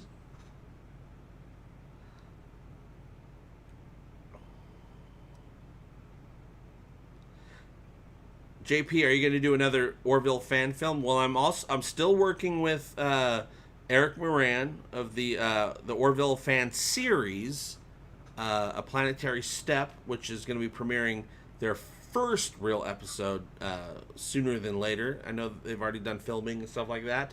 I'm still a part of that. I'm a tech supervisor, but also I play a character on some of the episodes. That's going to be ongoing. There's also another fun thing coming from Eric Moran. I'm not going to tell you anything about because it's such a good idea. So cool. But I'm not going to tell you about. And Alex and I from, Alec Peters from Axonar and I are supposed to be putting together eventually, an big Orville fan film. But it's in the very early stages right now. They're still putting Axonar together, and so they got more filming, and they got to do all that stuff. Plus, the world is in the process of ending right now, so eventually, yeah. Twinson, hey, keep up the great work. Super chat from Twinson, you guys. Can you start reviewing The Expanse until the Orville returns? Well, we could talk about The Expanse. I might do an Expanse revisited video. But yeah, it's too late for me to do Expanse, like episode by episode Expanse reviews. The window's just gone at this point. But yeah, we could talk about The Expanse. And maybe I'll do an Expanse, like season 4 finale,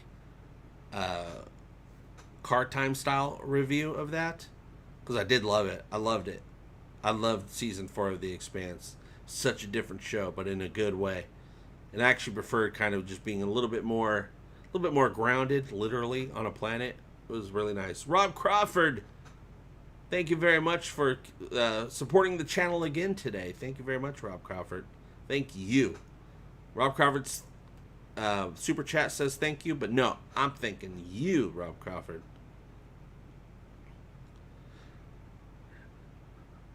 Andreas, is it Andreas? Or I want to say Andreas. I had an idea for Halston's Sage Orville. Halston without power, but she can love and had a friend on the Orville and it will be bad. Well, I also very much wonder with Alara, because I think Alara is coming back for a guest appearance on season 3. That's the rumor anyway. And that's the rumor, is that she will be coming back for season 3. I don't know if she'll probably still have her powers, but what's up with her and with John Lamar? So in the Kelly timeline, in the season 2 finale, it was revealed that in that timeline, Alara and John had a little bit of a relationship on the Orville, and John screwed it up or whatever. She was pretty mad at him. So that means they do, in the regular timeline, do have some sort of spark. So if Alara comes back for a guest appearance where there'll be a little bit of a connection there between her and John that could be formed, it would be believable since they already brought up that they had a relationship. Interesting. I am wondering. Also, I would hope if they bring back Alara for an episode, and we haven't seen either of them. We haven't seen Alara do this, and we haven't seen Tala do this. I want to see either one of those two Slayans or both together, which would be the best possible scenario. Tear it up. Just go to town on some bad guys and just rip some dudes apart. And by ripping dudes apart, you can totally do it with the Kalon. Kalons are robots, so they go in there and just rip off heads and arms and just go to town. I'm really hoping we get to see some real feats of strength from either of those characters, both those characters. I just want to see how much power a Selayan really has, besides just ripping a door off or opening a jar of pickles.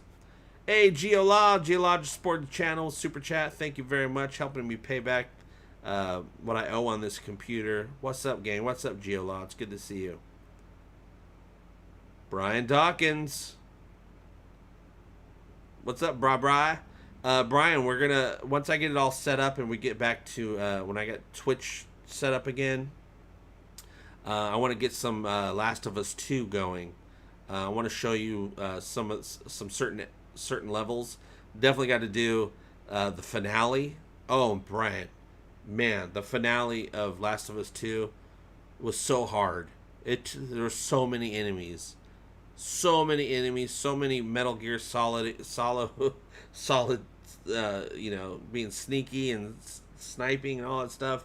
Took me forever to get from the start to the end because I take it slow. I make sure nobody's gonna get me, and I try to snipe as much as I can. There's so many enemies, so yeah, I'm gonna show you that as well as a couple other levels. I don't know if I want to do the big bad monster level again. It was a little too scary.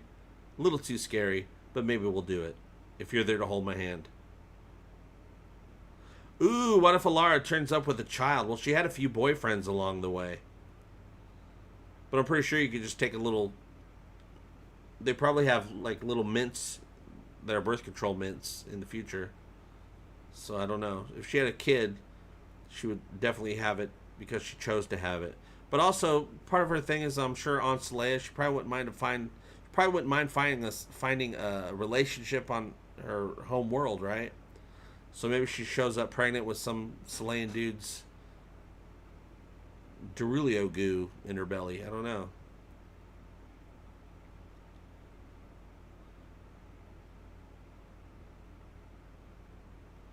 Wait to go to town on each other? With each other. Go to town with each other, Dax. Oh yeah, fight guys. That would be much better. Hey Miguel, how you doing? Hola.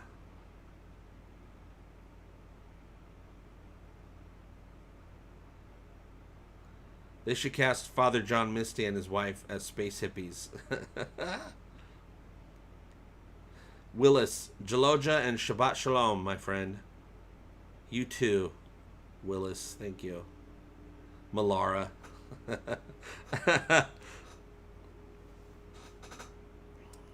Instead of like Lamar, Alara, Malara. Oh, okay. How did you find out about Ready Player 2? I did a random search 1 month after. I wondered, how did you find out? Was it in the news or something? No. Ready Player 2. It was just the other day. Ready Player 2 is coming out. The book by Ernest Cline. It's only his third book. We've been waiting forever for Ready Player 2. We knew it was going to happen. You can't have a 1 without a 2. And it was simple. It was just like, I think I just might have was on Amazon. I think I was just on Amazon looking at books, and all of a sudden I saw Ready Player 2. Or I was scrolling through a news feed on one of the social medias, and just the image showed up. And I was like, yeah, right. I was like, somebody did a mock-up. Wouldn't that be nice if they ever made a Ready Player 2? But then I look, I'm like, oh my god, I think that's real. And I went on Amazon, and boom, there it was. And I was like, oh my god. So I love the Audible version of not only Ready Player 1, but of Armada, which was his follow-up book. The story, which I think I actually prefer the story of Armada, because it was just simple. It was Flight of the Navigator. It was or The Last Starfighter, I mean. But anyway, the Audible versions on both of those books are read by Will Wheaton. And wow, Will Wheaton is meant to do the audio narration for those books. He's the perfect choice. He did so well. And I'm assuming that he's going to be doing the Audible version, which is also available, I believe, for pre-order of Ready Player 2. I think he's the only choice. And so I was thinking, ooh, I love the Audible so much. Should I wait for the Audible? And I was like, no. Reading a book is the better experience. It's better for you. You really get it. All that. So I'm going to buy the book and I'm going to read the book. Maybe I'll do the Audible version afterwards. So yeah, you guys, Ready Player 2 is available for pre-order right now on Amazon. You can check the Egotastic FunTime community tab on the YouTube channel. Scroll down a little bit and you'll see I posted it. There's a link. Takes you right there so you can pre-order it and be all set up and ready for when it comes out. It's still a few months before it comes out, though. Shut up, Wesley. Sir, I know this is probably the end of my career, but shut up, Wesley.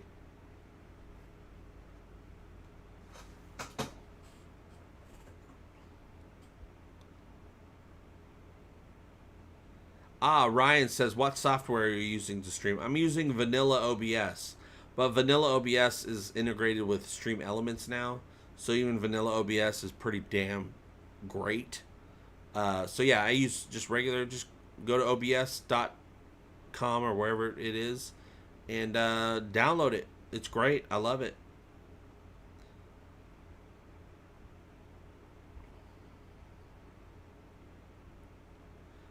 But there's lots of ways to stream now. You can stream directly from YouTube.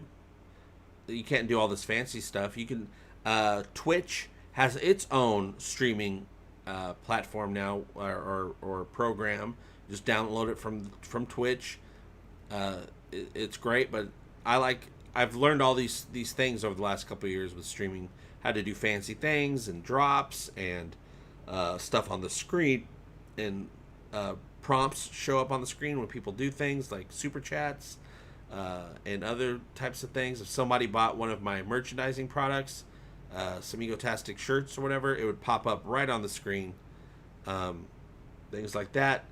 Can't really do that with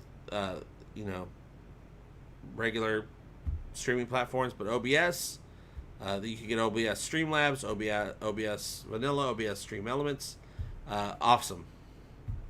Do a lot of fancy stuff. I have it all integrated as well with my Elgato Stream Decks, and then some macros and stuff that I've made on my computer.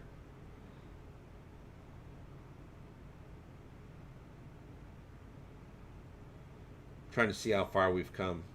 We've been streaming for over an hour and a half, you guys. And so yeah, with today's stream also, I decided I'm not going to do an intro, like intro music. I'm just going to pop on and be streaming. I enjoyed that as well. Try to make some changes here. Eccleston says, I need to go check on my koalas. Be careful, they have chlamydia, and get dinner started. I was great hanging out with you again, JP. Laters. See you later, Eccleston. 97 minutes, I'm never getting back.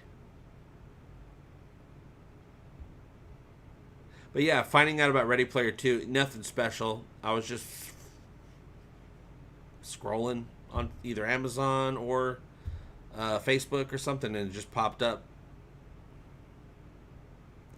It's one of those times where the internet did right by me.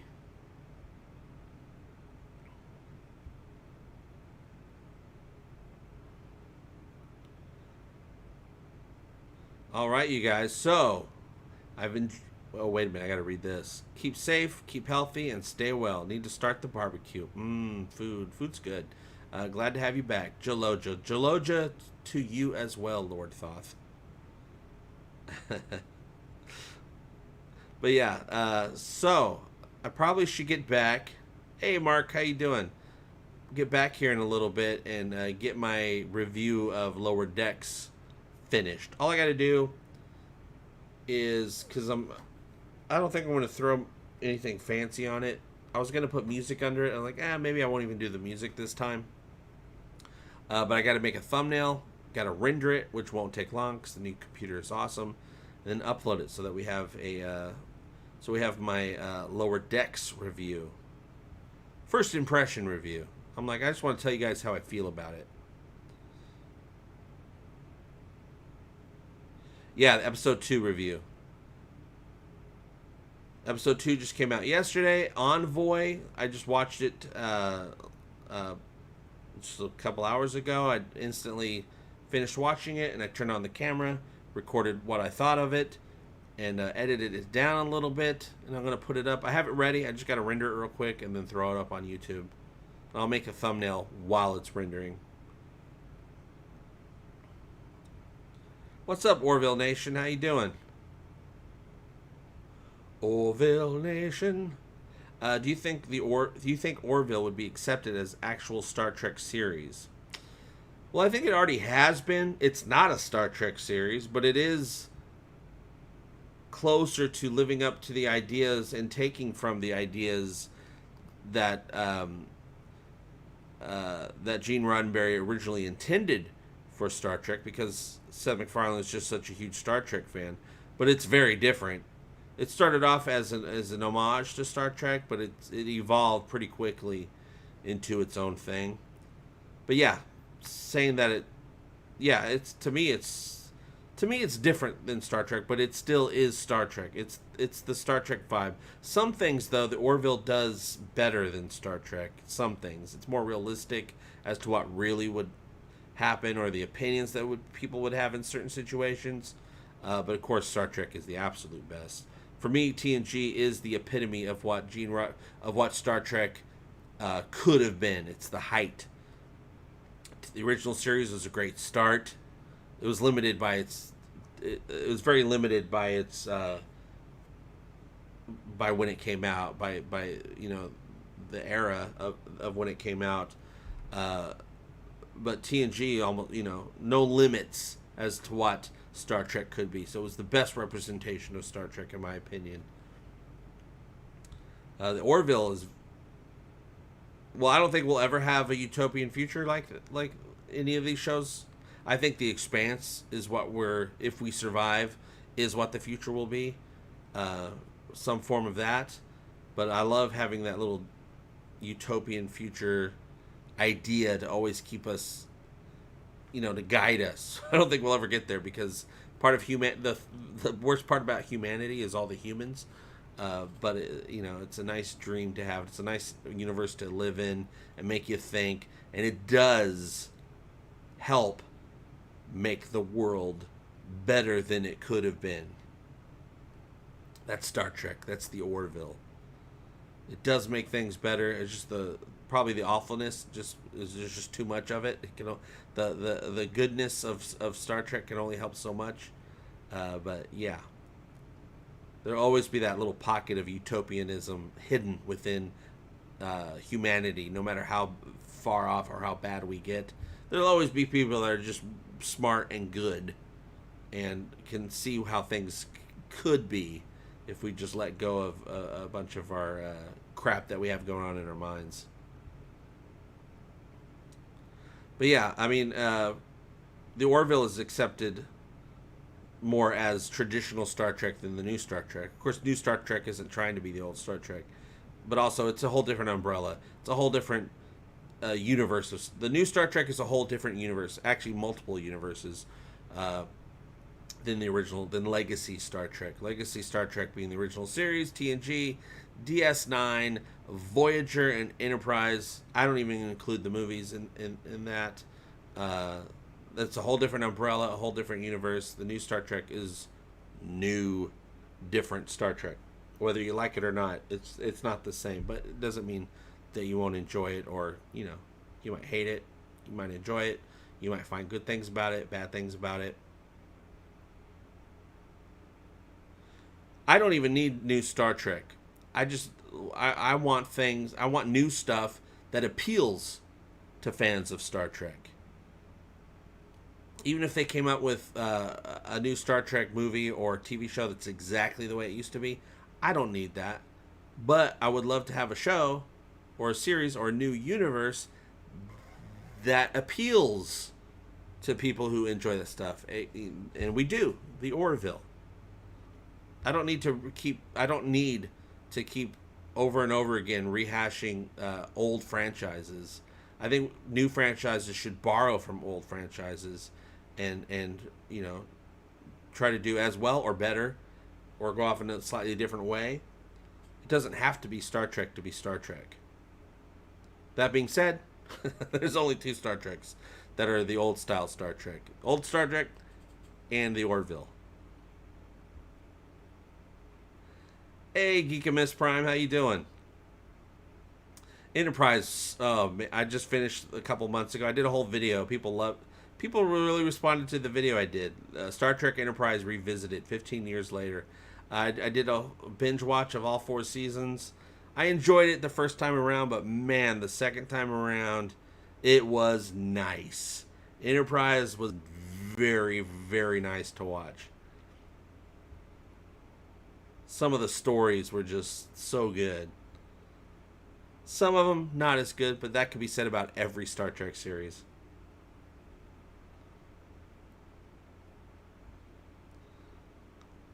A new Star Wars game with the bounty hunter as the focus point. Was it 1313? It was called the one they were developing. I don't know. There's so many, and I see them all the time. I just saw one yesterday. There was some Star Wars game that didn't get made. But yeah, there was the bounty hunter one. Could have swore there was a bounty. Wasn't there a bounty hunter Star Wars game? Maybe it was for Nintendo 64. I can't remember. I'd prefer a bounty hunter game. I get a little bored of waving around lightsabers. I'm like, I want some tools and some tech and some upgrades and some bombs. Yeah, I'm tired of the Jedi angle. I'm tired of the dark side angle. I want to see what's going on. Another reason I like The Mandalorian so much is because we're getting an angle that's not, even though you got Baby Yoda, it's not really about the light side or the dark side. It's about what's going on in this universe, which is a very lush universe that keeps getting co-opted by or commandeered by Jedi crap and Sith crap. Let's see what's going on with regular people dealing with their lives in the Star Trek universe, or Star Wars universe. Also, I'd like that in the Star Trek universe. Stories that don't have to do... Well, Picard did that a little bit, and I enjoyed it. We're not dealing with Starfleet stuff right now. I like that. The Star Trek universe is a big universe with lots of different people that have nothing to do with Starfleet, don't even like Starfleet, or... You know, I love Starfleet. I love what it stands for. But what does what Starfleet stand for mean to people living different types of lives in the galaxy, where whatever the benefits of Starfleet isn't touching their lives?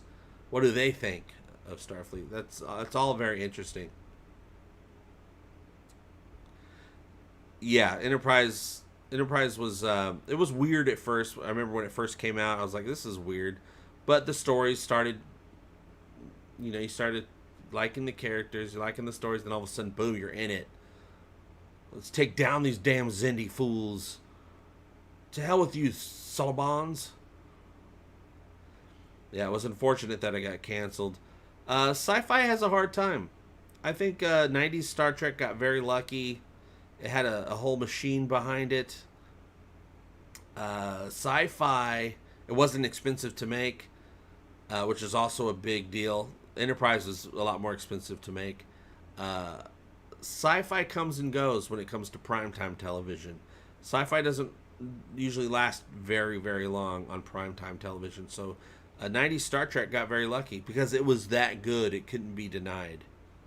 It just couldn't be denied. So when Enterprise came out, even though Enterprise was legit Star Trek, it looked different.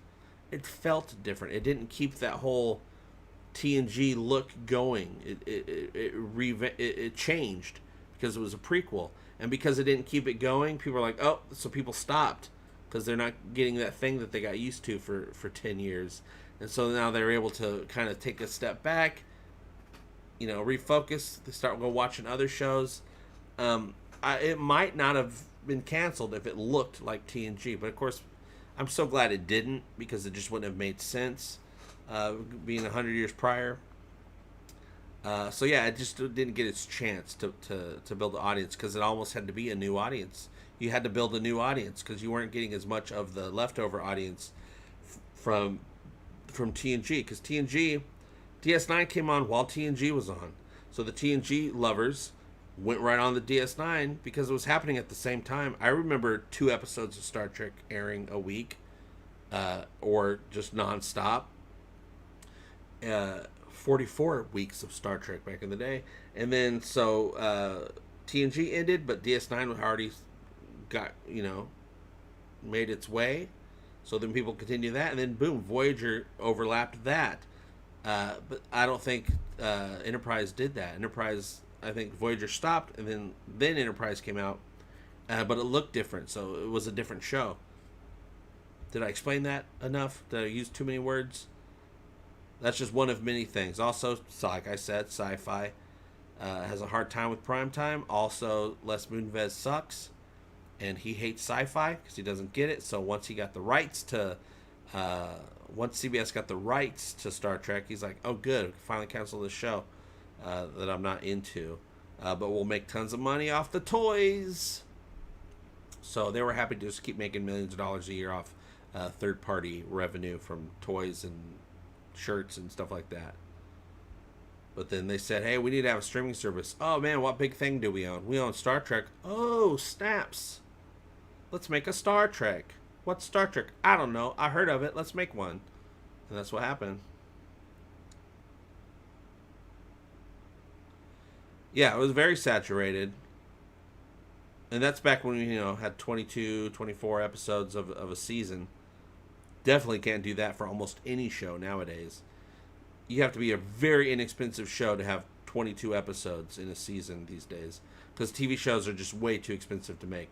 All the best shows are more expensive than movies now. Because you're doing more than 2 hours worth of material. And all the best shows are on streaming services or premium services. All the best shows, Netflix, Hulu, HBO, Apple TV, all the best, most expensive stuff is not on ABC, NBC, Fox, all that stuff. UPN. So you're never going to get, if it show's expensive, you're never going to see 22 episodes. I think 10 episodes is right. Do 10 episodes. I was surprised. I think Doom Patrol, I was surprised Doom Patrol did 13 episodes. That was pretty expensive to do. I think most of these really expensive shows, sometimes 10 is best because you got to get out while the getting is good. Keep people wanting. If you have to stretch out some of those storylines, man, you're really going to be coming up with some really weird crap for shows. Because if people aren't, like with Discovery, right? Season 2 sounded like a great mystery. Turned out to be a convoluted mess. But man, if they stretched out any more episodes, it would have just been more of a convoluted mess. So, got to get out of there early. Plus, it costs a lot of money. No, I still haven't seen the Foundation trailer, but I'm very much interested in it, Miguel. And I believe I will have access to watch Foundation. I just started. I got access, not through the proper channels. I got access to some Apple TV shows. I just started watching For All Mankind. Is that what it's called? Watched the first episode. That was great. Very interesting. So yeah, Foundation. I'd like to get my hands on Brave New World from Peacock, but I'm not paying for Peacock. I think the first 2 episodes are available. I appreciate Peacock, but they don't have anything I'm willing to pay for. The free stuff is fine, but also the free stuff that they have, I can watch. I already have it on Netflix and Hulu and all that stuff. Though I do appreciate it. But yeah, Peacock's got free stuff. I don't need to pay for what they got. Stargate, we'll get another Stargate. I would just love it if they come out with some shows that we've never heard of before. Mandalorian's fine, because that's new. Mandalorian is new. It's not Star Wars. It's not Star Wars. It's The Mandalorian, right? And it's a TV. It's TV, which is different. Star Wars moving to TV, I think, was a great idea. I would like all new stuff. All new stuff. No Star Trek, but something that's good like Star Trek. I don't need Stargate. I don't need anything we've ever heard of. I think one of the problems that's going on with, besides other toxic problems, one reason people are unsatisfied with a lot of the franchise shows is because it's the same shows, the same franchises we had when we were kids. When we were kids. I had Ninja Turtles when I was a kid. I shouldn't we have Ninja Turtles now? They should have new things, right? Kids should have new things. Kids are watching the same franchises that their parents watched. In some cases, their grandparents watched. So it's hard for someone that grew up with a franchise to see the new version of a franchise and really enjoy it, because it's not going to give them the same feelings that that franchise gave them when they were kids, because they were kids. They were, or young adults. They were in a different place in their lives. They were in a more hopeful place in their lives. They weren't thinking about, I got bills to pay, Jack. Oh, this new thing that's the new version of the old thing didn't make me forget that I got bills to pay, so therefore I hate it. Whereas before, we didn't have all that stuff on our brains. So I think another great way to get nerds to start liking nerd stuff again is to give them new nerd stuff and not label it the same stuff as it was back in the day. Unless you're going to make something really good, then go ahead and do what you want to do. If you're going to uplift something or do it better than it was before, then hey, give it a shot. But don't tell us you're going to do 5.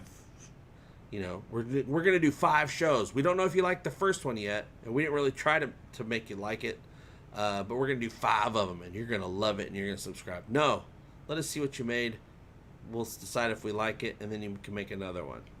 Otherwise, do something new. Give us something else. Star Trek Ninjas. I'd watch that. Twilight Zone. I'm a hardcore Twilight Zone. Actually, I wanted to talk about that a little bit today.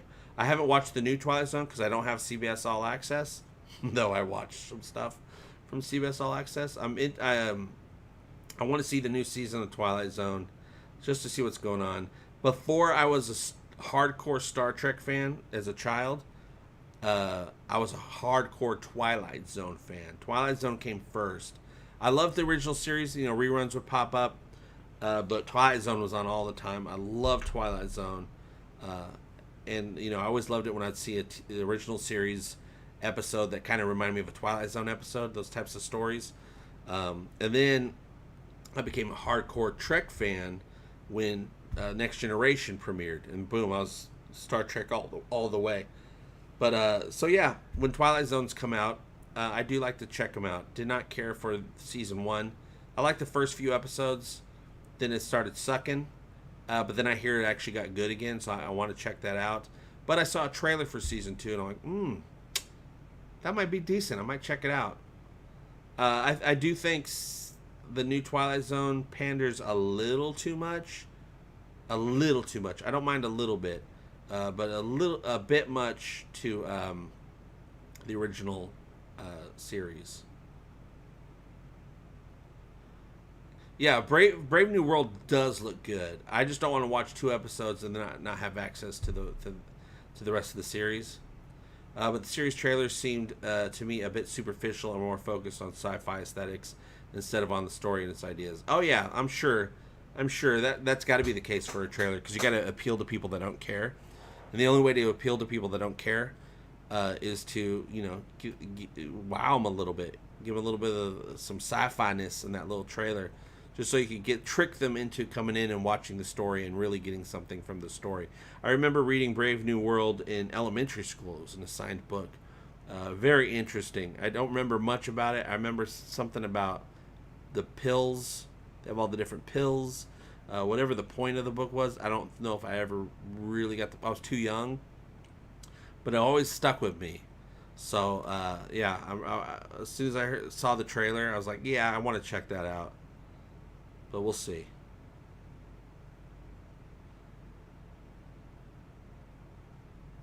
The cancellation of Dark Matter makes no sense. Most cancellations do make sense to me.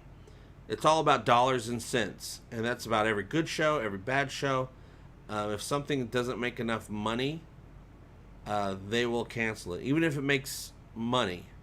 If it doesn't make a lot of money, big returns, they'll say, especially Netflix, we'll dump it and try something else. Netflix is very good about trying something else. They're very good about that because they got so much money. They're like, this didn't give us a huge return.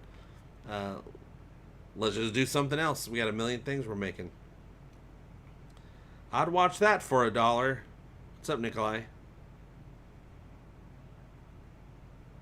I hear great things about Dark Matter. It's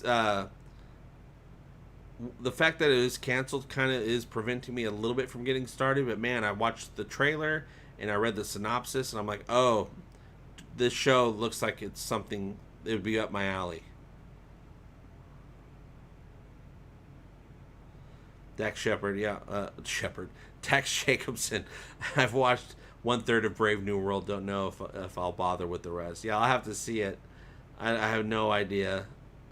I hear good things, but yeah, recommendations only work a little bit with me. Recommendations make me say, okay, I'll check out the first episode, but I have just such different tastes, or I might be in a mood. So something that is getting highly reviewed, I might be going, I didn't really care for it. Or something that's I'm told sucks, I'll watch it and I think it's the best thing ever. I'm complicated.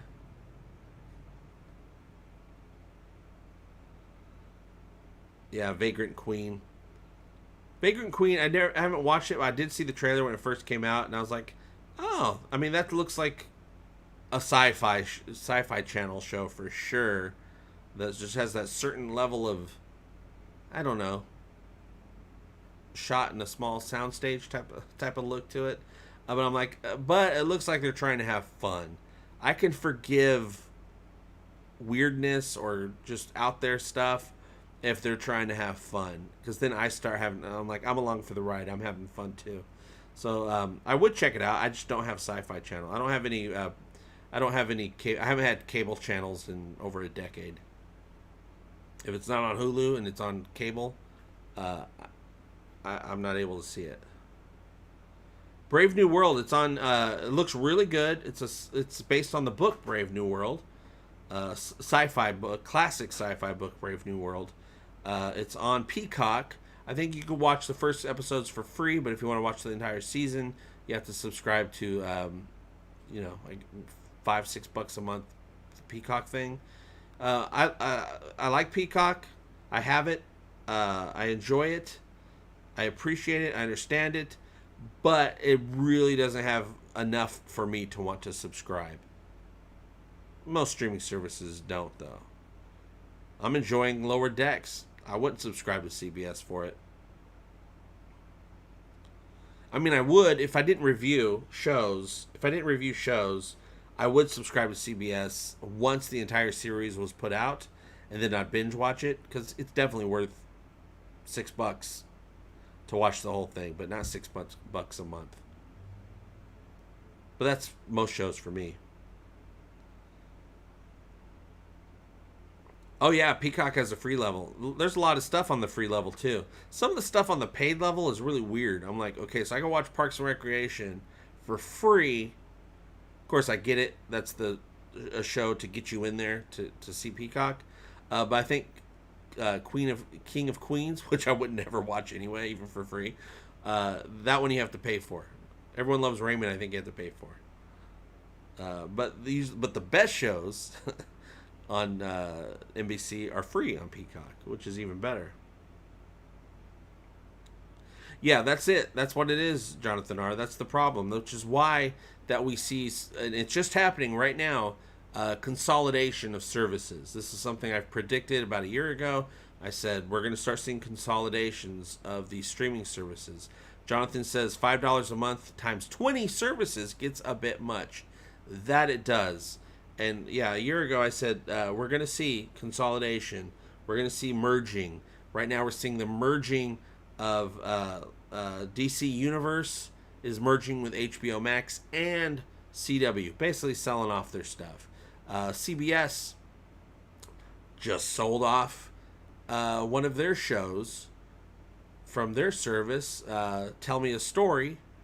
They just sold that off to CW. That's on CW right now, but season 2 or whatever season they're on will be CW exclusive. Stargirl was sold off to CW from DC Universe, simultaneously airing, not quite simultaneous. Season 1 of Stargirl is on DC Universe and CW, but season 2 will be on just CW. So DC Universe is leaving us in some shape or form. I don't know if they're going to be gone all the way, because they do have other things on there besides just these big shows that they're making. They have lots of other things that come along with it. I have no doubt that CBS All Access will probably end up merging with something or selling off their properties in some fashion because they got to bring in some money, and I don't think the subscriptions are doing it. I don't think. I'm just assuming that one because no news. We don't get numbers on that stuff, but it kind of feels that way. Why did they sell a show that they want people to come on their service to watch? Why did they sell that show? Because nobody was coming on the service to watch it. So they had to make some money and give it to CW to get people to watch it. CBS All Access just today released all 9 Short Treks episodes on their YouTube channel, free. Episode 1 of Lower Decks is free on there. That doesn't mean anything to me. That's what most streaming services will do with a new show. Fledgling services will do that. Makes sense. Here's the first episode. If you like it, come see more. But all the Short Treks, which is a nothing burger when it comes to bringing in subscribers, they put that all on their YouTube channel today. So you can watch all the Short Treks if you haven't seen them. See what you think about them. Some of them are pretty good. Some of them are pointless. And a couple of them are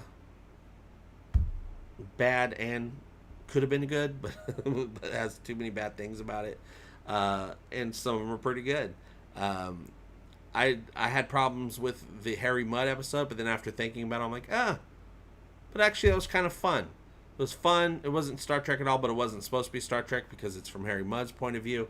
The Saru Short Trek was good, but it really should have been a full episode of the series because that now they're just rushing through it. I'm like, well, that kind of is a little bit disrespectful to the story. But the fact that it wasn't a full episode, and then the season 2 finale, when his sister shows up at the end, completely, what the hell is that? Someone that didn't watch the Short Trek would have no idea what the hell the significance of his sister showing up is. So it just came off as corny and silly and shoved in there, along with that little alien queen lady that Tilly ran into in the very first Short Trek. I enjoyed the Short Trek. It was pointless, but I enjoyed it. But having her show up at the end, nobody cares because they didn't watch the Short Trek. So that was shoved in there. Calypso, I really enjoyed Calypso because it had nothing to do with anything. It was just a weird Twilight Zone episode. It had nothing to do with Discovery, even though it took place on the Discovery sets. But that was just, they came up with that because they had the sets ready and they needed to use them to make the show. But it was just a weird thing. So I enjoyed that. The cartoon ones are weird, man. The cartoon ones are weird. There's the Michael Burnham cartoon one, which Michael Burnham didn't even need to be in there. That was not a Star Trek episode in any way, shape, or form. It was a nice cartoon. It was a nice story. But they shoved Star Trek into the front of it just so they could claim it as Star Trek when it really has nothing to do with any Star Trek at all. It's just a nice little short cartoon film. And then you had the Ephraim and Dot one, which had the original series stuff going on, which is actually really cool. It was actually really cool, the original series stuff going on in that episode. But the Ephraim and Dot thing was a travesty. It was a travesty. The original series Enterprise didn't have a tardigrade or a little robot AI on it. What's going on with that? But also, if you consider that, you're like, oh, it's a different universe. It's not the original series universe. It's an alternate universe of that original series, even though it was exactly like the original series. But I wish they could have just done all the TOS stuff that they did in that Short Trek without doing the Ephraim and Dot stuff. But also, it's just a cartoon. I'm not going to let a cartoon hurt my feelings. I'm not going to let any show hurt my feelings. It's all TV shows. I'll just go sit and meditate for a minute and think, I'm just a little bag of water on this giant planet in this solar system, in the galaxy, in the universe. What happens on a TV show is not that important. But I hate it. It's a dumpster fire. Yeah, I have no doubt Umbrella Academy is great. I don't know why I don't sit down and watch it. Who's laying the Salayans? Find out next week on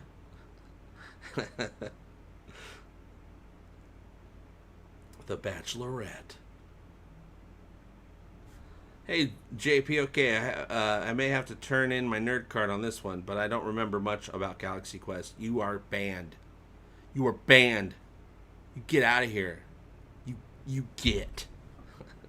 I know I saw it when it was new, but only once. Just bought it. Yeah, get out of here, Piano Dean. You're not kicked out. I just want you to go watch it. That movie is more important than my stream. More important than my life.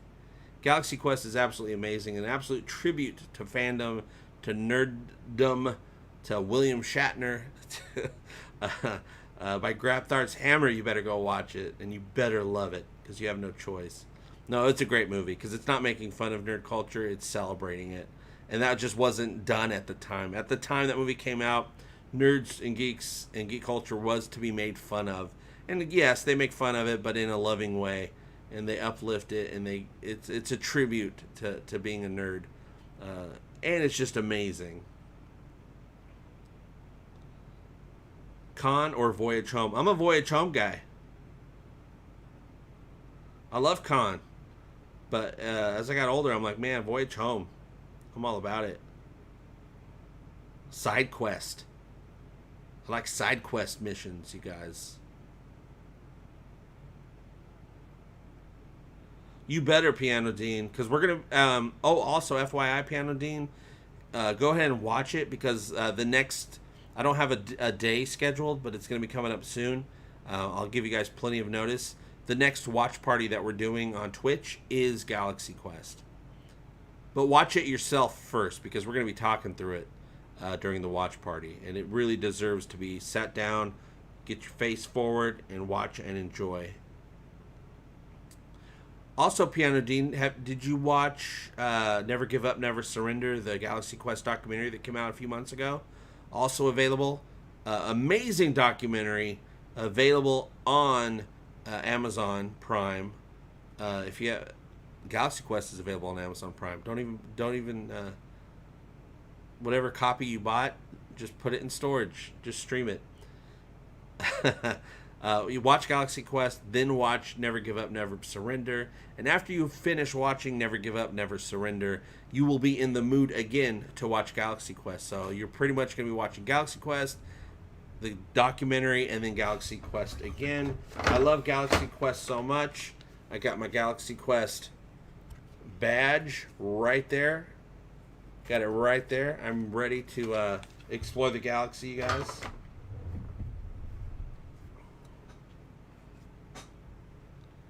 You better. You better, you better, you bet.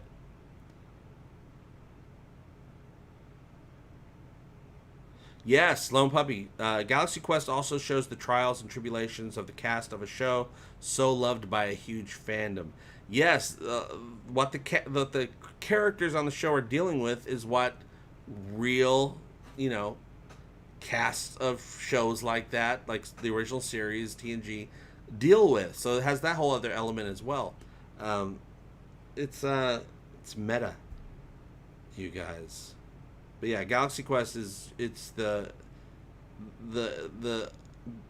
be all of all. That's not how you say that phrase. It's the end all be all of sci-fi industry comedy films, because it's a bit of an industry film if you think about it. Badges? We don't need no stinking badges.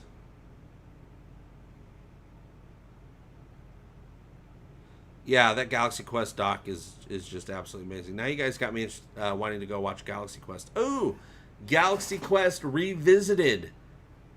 20 years later. Coming up on Egotastic FunTime, you guys. We have Piano Dean to thank for that. You just inspired me, Piano Dean. That's going on the Egotastic FunTime Revisited series list, because those episodes are gonna be coming out more and more. They're basically kind of like first impression videos. I watch something, think about it for a minute, record what I thought, what I'm feeling. Yeah.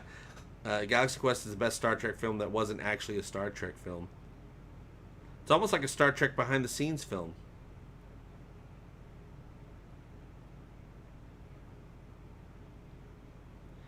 Do you think it's safe to assume that anyone who's ever had maybe even a minor role in a cult classic TV show or movie could make a comfortable living just doing cons?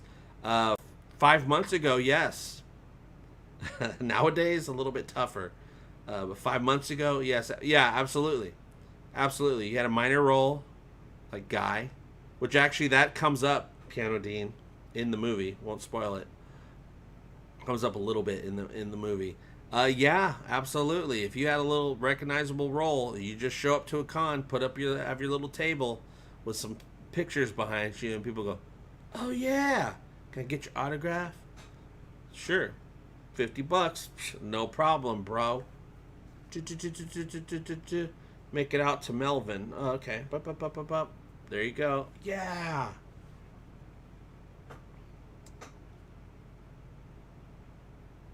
No, nay say never. Nay say never. No, I'm going to be getting off here in just a minute, you guys. I want to thank you for all your support throughout the stream. Wonderful chat. The things that just come up in the chat, we never know. I rely on you guys to say these interesting things, to inspire me to put words out of my mouth. And it's always good. You guys lift my spirits. Thank you for all the super chats. Thank you for supporting with clicking stuff down there below. I'm gonna go and work on my. It's almost done. I just got to render the video. My Lower Decks episode 2 review, which will be out in probably 30 or 40 minutes. So keep an eye out for that. Share it with people. Best way to help a channel grow is to share stuff. Get it out there into the world, because the world needs to be taken over, and it's going to be taken over by Egotastic FunTime. So I'll see you guys very soon. I love you all so much. Hey, Alara Katan. Or by TS says, Alara Katan. I'll see you guys very soon. And as always, I hope all your times. Hey, Matt Weiss, thank you for the super chats. Should I stay on for another minute? The more super chats, the longer I stay, I guess, right? You're paying for the time. Thank you, Matt Weiss. Boom, that's what I'm talking about. $50. I've never been in a con. Do they charge so much for an autograph? Oh God, $150 sometimes, $75. Yeah, way more than $50. Hey, Lone Puppy, thank you very much. Yul Brynner is awesome. You too, JP. Yul Brynner, of course, Yul Brynner was in the Orville episode Nothing Left on Earth Excepting Fishes from the movie The King and I, which was an amazing scene. Of course, Seth MacFarlane definitely chose that on purpose, because I think that little bit about that he said to Talia in that scene, Janelle at the time was her name. Yeah, my parents wanted me to watch the classics to get grounded and blah, blah, blah, blah, blah. Ed Mercer said that, but that was probably a little bit true with Seth MacFarlane in his life as well. His dad or his mom probably made him watch classics, which is probably why he's so into old movies and, singing standards, things like that. But yeah, we'll see you, Scott. See you, Brian. See you, Lone Puppy. See you, Joy. Matt, Holographic Kid, US. Archmage. Carter, how you doing, Carter? Nay Say Never. Mark T. Donnie Woody. Alright, I'll see you guys very soon. And as always, I hope all you guys have lives, and that those lives are egotastic fun times. I said it. See you in just a few with my new review, my first impression review of Lower Decks.